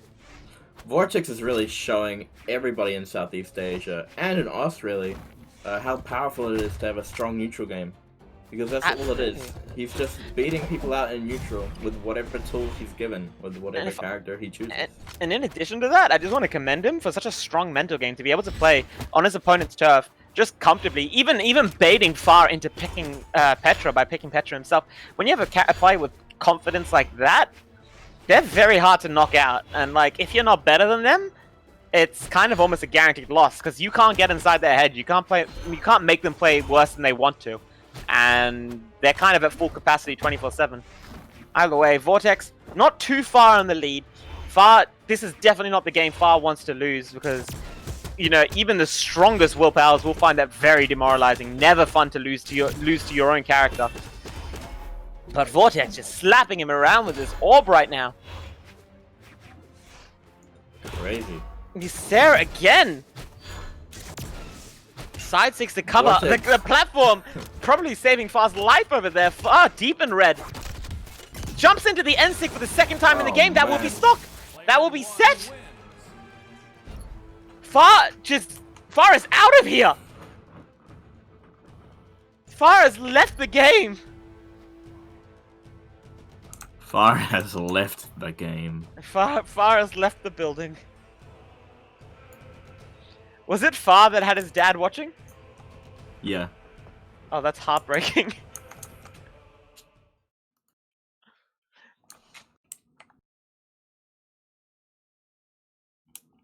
Far, put your dad on the stream. We'll pretend you won. Alright. Well, I guess we're now moving on to grand finals. Vortex versus Sphinx. Alright, grand finals. So Vortex already pulls out the Kochi.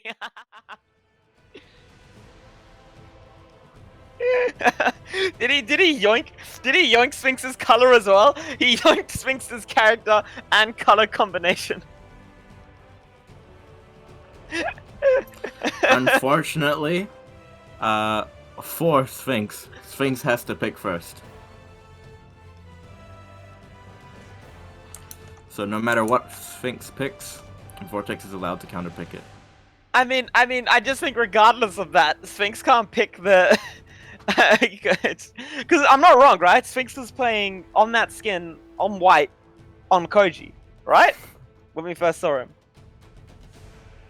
Yeah. Yeah, Vortex just yoinked it. This is my skin now.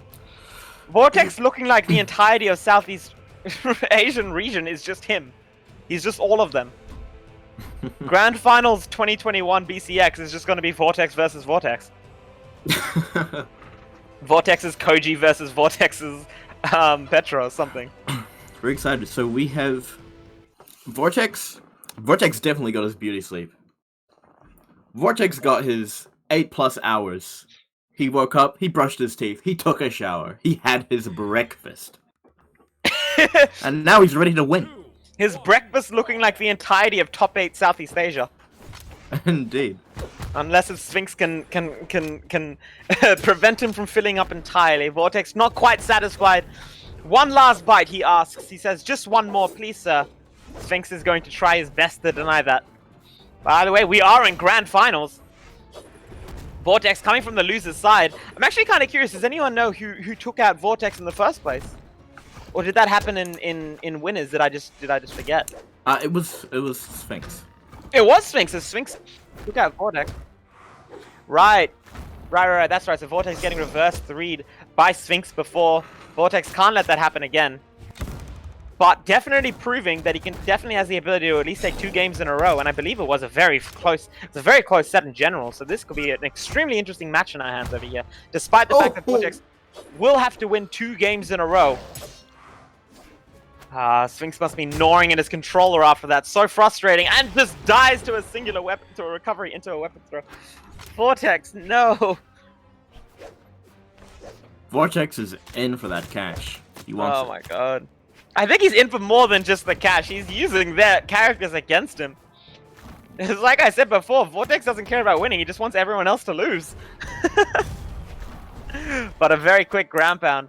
Sphinx It'll never be too taking far notes behind. in the chat, Tiger. Yeah, but Seems to be your fresh competition. This could be. Vortex playing very cleanly with the sword. Very clean punish game, knowing exactly when to back away and charge right in. Very good at this turn taking that we're talking about. Definitely knowing when Sphinx has the advantage. And Guys, please not don't bully early. Bucket. He learned a new word today. I love it, turn taking. But it's very true. You're noticing that Vortex very rarely overcommitting, and whenever he throws out an attack that doesn't hit, he's rarely getting punished for it because he's just so domineering with his stage presence, and it's just so difficult for his that opponent to ground keep up. pound. That's gonna kill in the light red. Vortex looking like he's kind of just speed running. Really, this honestly Vortex. The way Vortex has been playing, he just seems like a young tiger. He's just having fun. He's just having a good time. I don't know about everyone else though. Either way, Sphinx not far behind, and if there's anything we know about Sphinx, it's that you want to take games off him as quickly as possible because that man is adapting, and every single game is going to be harder than the last. So, Vortex doesn't just want to win, he wants to win by a wide margin. He wants to deny Sphinx as much information as possible to prevent Sphinx from getting any more challenging in the future games. And losing a game at this early stage could be extremely detrimental. Vortex just needs to take his early advantage and make it work. Obviously, considering the fact that Sphinx does have early information against him from the previous game.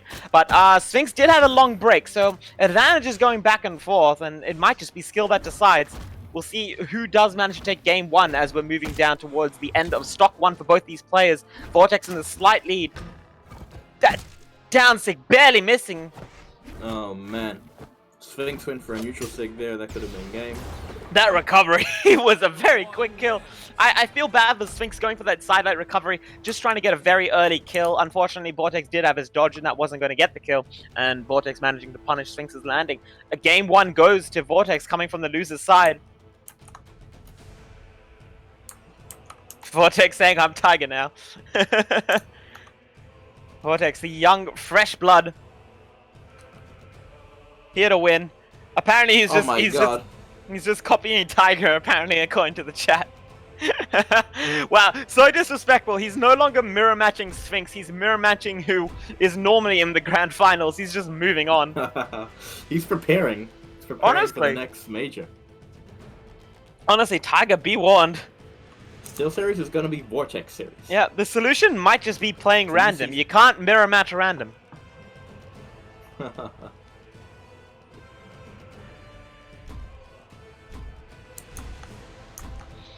Alright, well, we are going to be moving on into game 2. Different maps available. Very different maps. I'm assuming Demon Island's gonna be coming out. You'd hope to see Demon Island. For Sphinx's sake, I was hoping to see Demon Island. I'm very used to Val and Demon Island being an effective pick. But, going to be in Crystal Temple. The short walls will be slightly to his advantage, but Vortex not going to be far behind, especially with the ability to edge trap with both his weapons. Well, Sphinx might struggle to do the same thing with the gauntlets. Vortex with a very effective Vortex weapon is guard. going in. Oh, he doesn't get. He's the taking jump this there game at the end. extremely seriously. It's not giving Sphinx any room to do anything at all. Yeah, but Sphinx is taking room back. Sphinx not staying away from his opponent, not running away, not respecting the turn. Lichko, of Vortex, pushing his way directly in, and it's showing that it can work, especially with Gauntlets. If you have the high priority weapon, if you can get those frames out early, those hitboxes, not a bad idea. Indeed, not a bad idea, but he is missing these combos. Earlier, he missed a nair into dare. Just now, missing a nair into recovery, and that will be the stock. You know, from Vortex. Sphinx was staring at that weapon throw when the bow dare came in to hit him. This is not the first time we've seen Vortex use a weapon throw to distract his opponent off stage. He's very precise with that diagonal throw box. I don't know, tech. Either way, Sphinx is behind, but not very far behind. A single N6 could even things up very quickly. But Sphinx isn't gonna do it with those types of GCD lights. He eats a 2-hit string because of it. Oh, again. And you kind of want to see a little bit of patience coming out from Sphinx. Vortex just, for the first time, really respecting his opponent. But not enough, it seems. Sphinx collecting a free kill on the corner over there. Vortex just had his head a little bit too high and just got a shave that was a little bit too close, unfortunately. Yeah. Sphinx now trying to get in. You can see he's really playing very scared right now. Yeah, Vortex is applying that pressure. Yeah, well, I was gonna say the Vortex being cautious about how he's applying this pressure, applying it like a band-aid, very gently, and very effective, holding a full charge down stick. Sphinx will jump right into it. That can be so effective when you switch up your pacing like that, like Vortex is doing. It could be so difficult to know, what exactly throughout is this their whole plan. game. Throughout this whole game, Vortex was applying the band-aid. That was him tearing it off. Yeah, definitely set up the 1-2 combo. Distraction to punch, and Sphinx took it right in the jaw. And unfortunately, further behind than he was by last stock, but not by much. Starting to throw out those N6. And I think the N6 is a good idea, actually. Vortex using these dash jumps, these these tomahawks, I believe they're called, to try and approach Sphinx, and just getting completely countered by these N6 on the sword. Unfortunately, not going to kill him. Maybe Sphinx wanted to hold that in his back pocket instead of letting the world know it a bit too early. Vortex is taking a stronger and stronger lead, even stronger than he managed to take last game. Managing to run away with this one a little bit. That's not that N6 not even going to kill. Sphinx is wasting the knowledge that he has. He's putting it out a bit too early. And Vortex should now definitely be cautious knowing that's coming. Collects a down sig. Sphinx did not have a dodge to get away from that down sig in time because of the way he's been using these GCs. And again, but he misses the combo. GC down sig. Beautifully done. So effective on the Koji. Vortex taking a 2-stock game over Sphinx in grand finals. That is going to be 2-0 to the player coming from a loser's side. Just props to Vortex. This is absolutely beautiful. Sphinx just throwing out respect in the chat. He wants to become cool. Vortex wants to be cool, Max. Vortex heard me say that I don't know the Southeast Asian cast. And he's just giving me a quick introduction to every single player. Maybe he's like Kirby. Except to steal the characters, he just has to steal their underwear. I forgot about the Pantsuit Raiders thing. Yeah, Tiger, check your sock drawer. Either way, Sphinx maybe going back to the Diana. This did work for him before. However, last time it worked for him, he was going against an axe. Yeah, man, just looking over the goal. Just looking over the goal like, hey, man, what size are you? Alright, time for me to put these pants on. Time to suit up. Yeah, not just stealing the skin, stealing the underskin too. Moving on into game 3. Gonna see a Vortex and get a quick 3-0 into the bracket reset. Sphinx, however, has been in this position before and did manage to reverse it. Similarly, by switching to the Diana. Gonna see if the Diana, the lucky charm, can bring him out of these tough waters once again. Is the pick that managed to get the reverse sweep under Vortex before. Let's see if he can do it again. That's what I think he's definitely hoping for. And I'm looking forward to seeing the guns again. He did such a great job. But Vortex, such strong domination. That was unbelievable. Every single bit of that was just beautiful. 0 to death coming out from Vortex. Absolutely unbelievable. That is literally picture-perfect anti-guns gameplay. The chaotic anti-air movement right through towards him, pressuring Sphinx backwards towards the corner. And the second Sphinx can't run away anymore, Vortex just comes in and cleanly takes the stock. Just so beautifully done. So efficient. Sphinx. How do you come back from that? I mean, he's he's really doing his best, but those efforts may or may not be for nothing. I mean, he is deep in the red, and Vortex isn't even really in the dark orange yet. honestly, like if things go any worse for Sphinx, he's not just going to need to get a reverse 3-0 in the bracket. He's going to need to get a reverse 3 stock in the game. Otherwise, we're going to be looking at a very quick reset in grand finals. And there it is. And That's the there stock. it is. 2 stocks up. Vortex. Just a huge opener. Too hasty from Sphinx, honestly, too hasty from Sphinx. Vortex capitalizing so effectively with that sword. Really confident off stage. I apologize. I didn't know Vortex had it in him. He is so adept with any weapon he picks up. I thought when I saw him on the terrace, just relying on the comfort picks, the side sigs and kind of the bread and butter gameplay, I didn't know he had this sort of thing in him. But so varied. How do you adapt to a player that just simply can do so many different things? It's not even that. His weapons. There's not a whole lot of niche stuff coming out from these weapons. He's like, okay, this is my sig that hits this area. I'm just gonna use that whenever I need that exact punish. You know, he's not optimizing a whole lot. All he knows is, okay, this is my 2-hit confirm. This is my 3-hit confirm. That's all he needs, and he just wins in the neutral game. You know what it kind of reminds me of? You know What? the hard bot in training?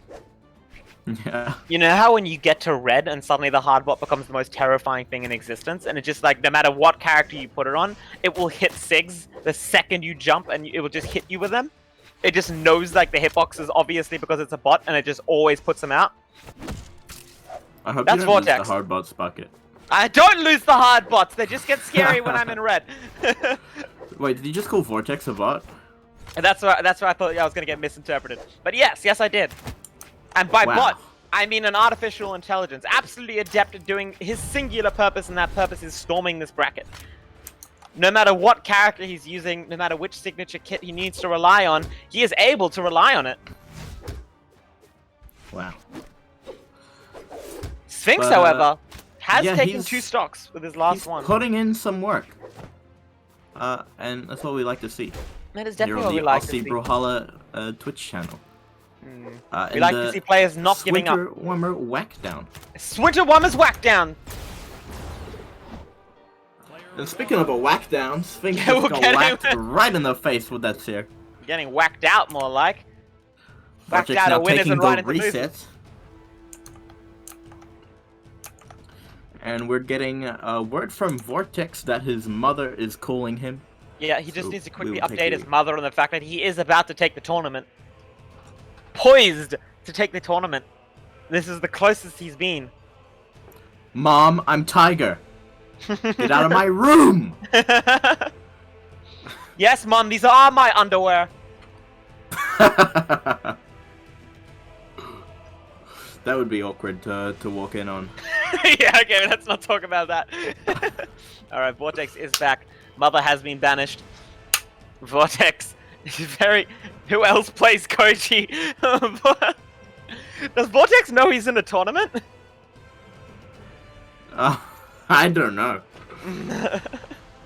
Well, he's certainly playing like he is at one, so... Can't fault the man. Are we Who's he going to playing be now? seeing the double Koji? I think he's doing LDZ? Ooh! Sphinx is gonna give us the mirror match, it looks like. Ooh.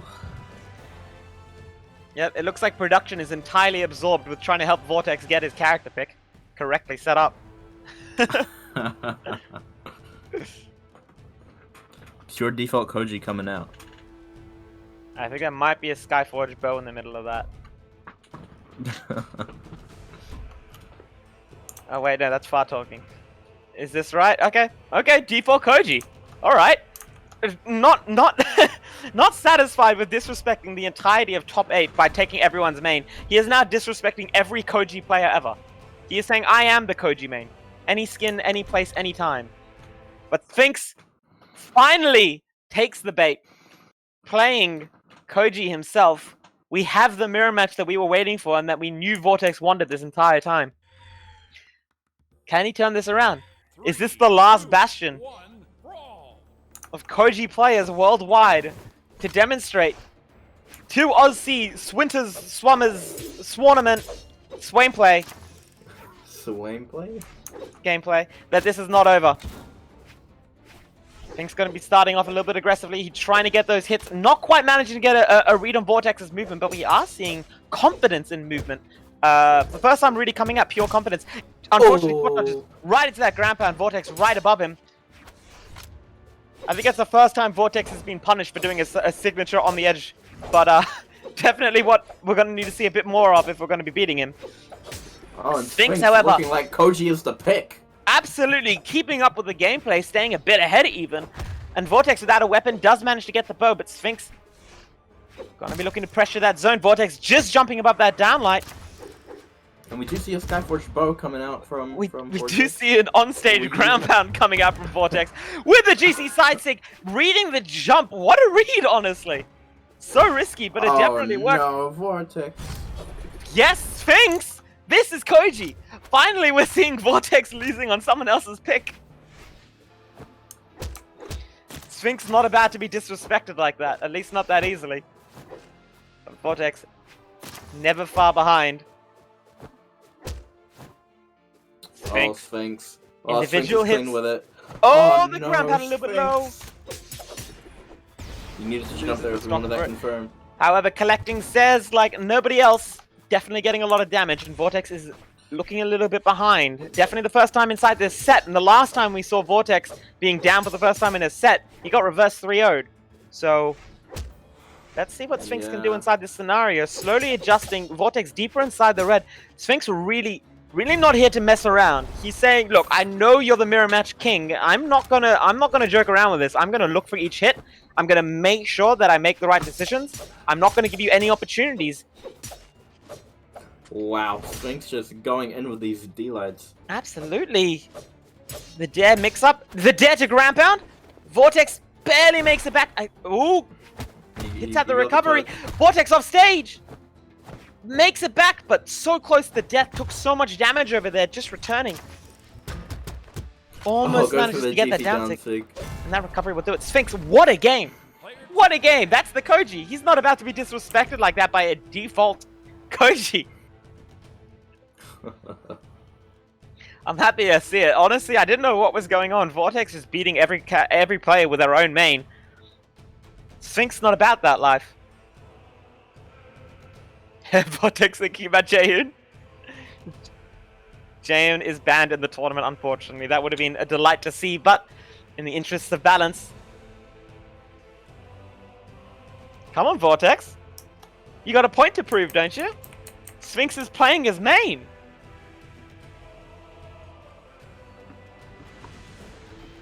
Oh. Was she just there to wave hello, or was she there to stay? Are we gonna get some Princess Bubblegum? We're gonna get Princess Bubblegum? We're gonna get red Princess Bubblegum. I believe this is Joust's pick. Okay, there we go. How many? Wow, Vortex, honestly, respect. I'm loving Vortex. This is my first time seeing him in tournament, and he's just such a delight so far. He is, I believe, one down in this set. Yes. One down in the reset. Yeah, for the first time in the grand finals, he is behind. And instead of continuing the Koji, I think he just respected the fact that, you know, Sphinx obviously knew what he was doing with the Koji. Default bread and butter wasn't quite going to cut it. Instead, elects to take Joust setup. Quite excited to see the lands. We haven't seen any lands so far in this top A bracket, as far as I can remember. Yeah, no, we haven't seen any. Yeah, so this should be interesting. Vortex immediately with the guns, double dares, a lot of punishment. Vrax, normally known for the lance, but the guns are spectacular. And Vortex loses. Oh, that's so unfortunate. Oh my Sphinx goodness. working very hard not to give Vortex any opportunity to get back to the stage, and Vortex does lose the stock very early over there. Such a shame. He had such a momentous pressure advantage, but Sphinx finally the opportunity does God! right into a ground pound. Unfortunate. That's gonna sting tomorrow. And Sphinx right back to square one. Unfortunately, gonna need to do it all over again. Vortex slowly inching towards orange though. Oh, Vortex, he's going in with the lance, Oh, but it's not enough. He can He get makes back. it back. He can still make it back over here. I don't know if he went the right way with that, and that will take it. Sphinx, such a solid player. I love seeing it. He really doesn't miss these weapon throws. He's just so precise with every single decision he makes. Consistency is the name of the game when it's coming out from Sphinx, and I am glad to see him on the Koji. It's just a different game. It's the same thing like waiting for Far to pick up the Petra. It's just when the player is on the character they know the best, something different happens. But unfortunately, double ground pound. God. Exactly the same as before. Sphinx, this is exactly what happened to you last time. You missed the dare and got ground pounded. Gonna need to be careful with overextending off stage. Maybe just take those free hits you were taking before.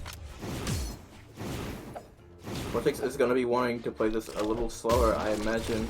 Oh, he That gets it down to- killed pre-patch. It did not kill That killed pre-patch. That definitely did not kill pre-patch. Maybe it was an inch more to the left, I don't know. Anyways, Vortex making the lance work like he's been using it since day one. But Sphinx, such a good player. Takes the lead so far on game 2. Oh, that could have been bad. This is not the game that Vortex wants to lose. And he does lose it. Sphinx 2 up inside the bracket. Not about to lose that quickly.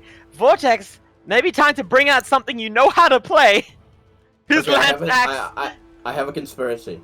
Uh-huh. Vortex threw those 2 games so that he could reverse 3-0 sweep Sphinx for revenge. Okay.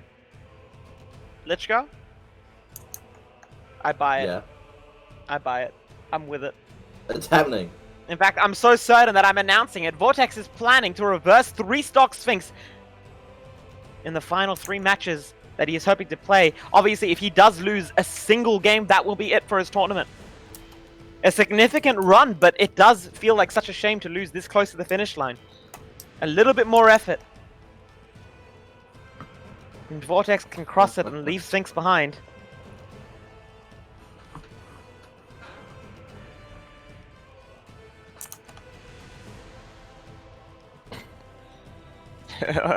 Chat helping Vortex plan his pick. And it does look like we're going to be going for the Kosalix mirror. Not content with disrespecting Southeast Asia, he's turned to NA. Actually, We're in the chat that perhaps Vortex's mom has sabotaged his tournament run. Oh, yeah? Yeah, Vortex, stop talking to your mum. You can call her later. Tell her the good news. Your mom will last longer than Swinter Wummer Whackdown. See community tournament will. I hope. It's true. Especially when you're taking home that nifty prize pool. That helps pay the rent. Vortex sticking to the lands, and honestly, I've got to respect it. That is a crazy mix-up. He has not used any weapons similar to the lance so far, except in the previous game. Maybe he's just hoping to deny Sphinx some knowledge. Sphinx doesn't know what lance looks like in Vortex's hands, and so far Vortex being adept with every single weapon. There's no reason to not do a switch just to throw off his opponent. Ground pound does miss. Vortex returns to stage. He is on the map that he loves the most. This is the map, however, that Sphinx managed to reverse 3-0 him on. I believe that all 5 of those games were on Small Enigma. And looks like we've come back to what is potentially the final game of the Swinter Wummer Sackdown, Smackdown, Whackdown. It's Whackdown? Whackdown. Whackdown. Oh, both those players were going on a trip to the bottom of the stage, and it looks like Sphinx cracked first. Vortex did not get the hit, though. The weapon pickup into recovery with no options. I admire the man for trying, but he is behind on... This is his last chance, you know? Unless if he wins, he cannot lose this if he wants to keep playing. Jumping straight into the ground pound, Sphinx elects to reset instead of continue the pressure. Gets a free dare out of it. Not a second one, though. Jumps straight into the GC Danzig. GC Danzig is going to take that stock. Sphinx is in the slight lead. This is looking like Sphinx's set so far. Vortex is not finding what he needs. Just kidding. Vortex is most certainly finding what he needs. He found it. I mean, he was looking and he found it. You only need to find it once and then it's with you forever. Unless if Sphinx can find a way to take it back. Vortex taking some early damage. I believe that used to be true. What he just went for. Not going to give him what he's looking for. Lex for another GC dancing out of hit stun, but Sphinx is playing a little bit more cautiously. I don't know how well that cheese has got to work against an alert-aware Sphinx. Sphinx very good at managing his defensive options, making sure he doesn't overcommit into any dangerous scenario. You can see him after he gets these hits holding back for just a second to make sure that Vortex doesn't throw out something gravity cancelled. But it doesn't matter. Vortex 2-0 Sphinx. Player 1 wins.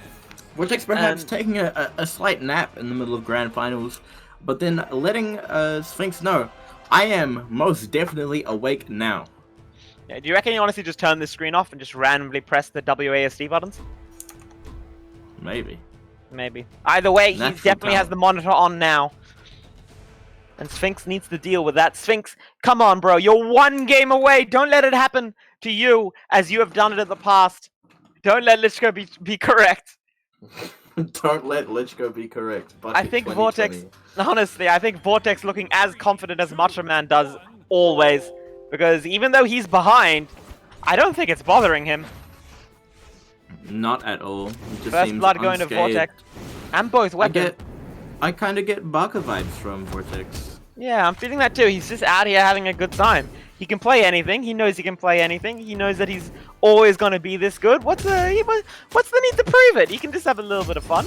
And he's definitely having a little bit of fun. Unfortunately, at the expense of Sphinx.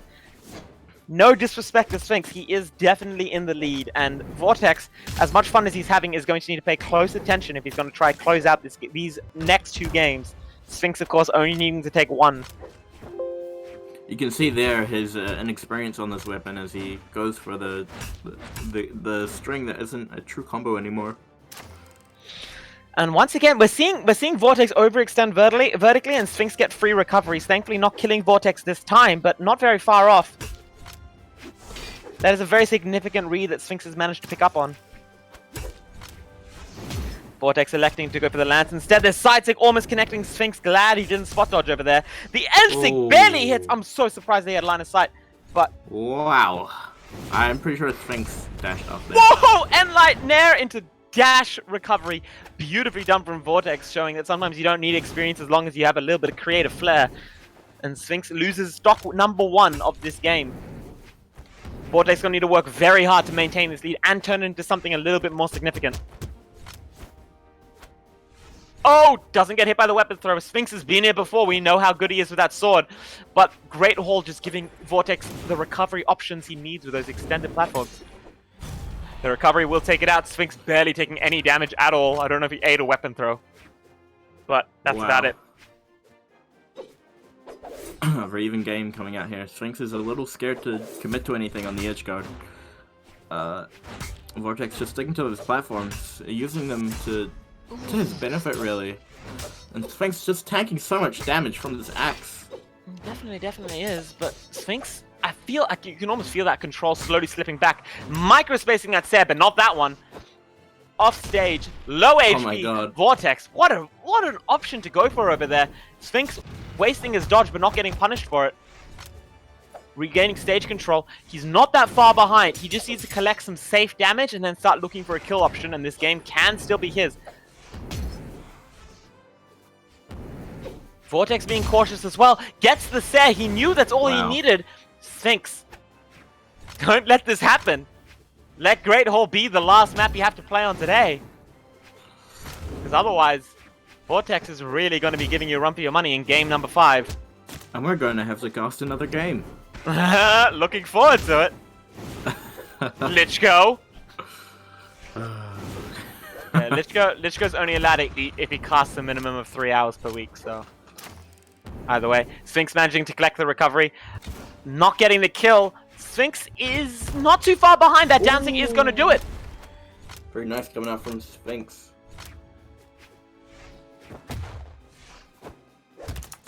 Vortex already splashing out with 2 heavy hits. But Sphinx just delicately placing with his sword. Once again, using it like that scalpel that we've seen him do so well. Not rushing. He knows he has the weapon. He knows Vortex needs the weapon. Especially on Great Hall. But Vortex does manage to get the lance. But Vortex is behind.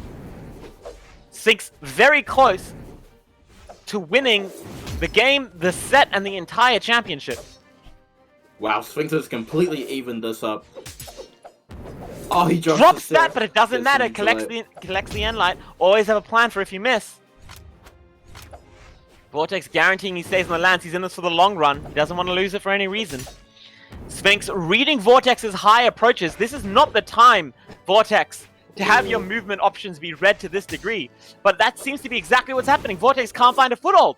Sphinx just extending this lead. Vortex just missing the Sare. Sphinx working. Wow, on the delay kill. That could be recovery. it. That's And that gonna is be it. it. Player 2. Sphinx out of nowhere takes the championship. 599 to 513. Sphinx is the Swinter Whackdown championship winner. Congratulations to him. Vortex climbing up that bracket like nobody else. A champion in the making. What a showing from him. I can't believe what a showcase that was. That I honestly thought we were going to game 5 over there, but Sphinx just collected everything he needed to turn that into a win. Well played to him. Well played to all our contestants. Thanks for coming out. What a showcase. What a match. Man. And just a big thanks to everybody that competed in this tournament. Our top 8 for today was Sphinx taking the dub, Vortex second, Var third, Jerry K fourth, Devictus and Puzzles coming 5th, and Ian and Altair Ego coming 7th.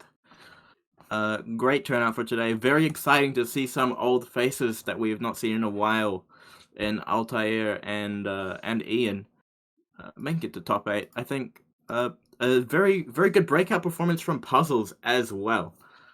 So congratulations to those players who did manage to get top 8. Thank you to the production team, including myself, Bucket, and Skiffy on the stream. Thanks for our donor, Dusk, aka Buck himself. You're welcome.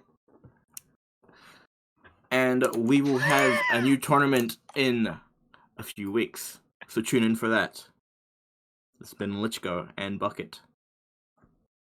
And thanks everyone for coming. We hope you had as much of a fantastic time as we did. We'll catch you in the next one.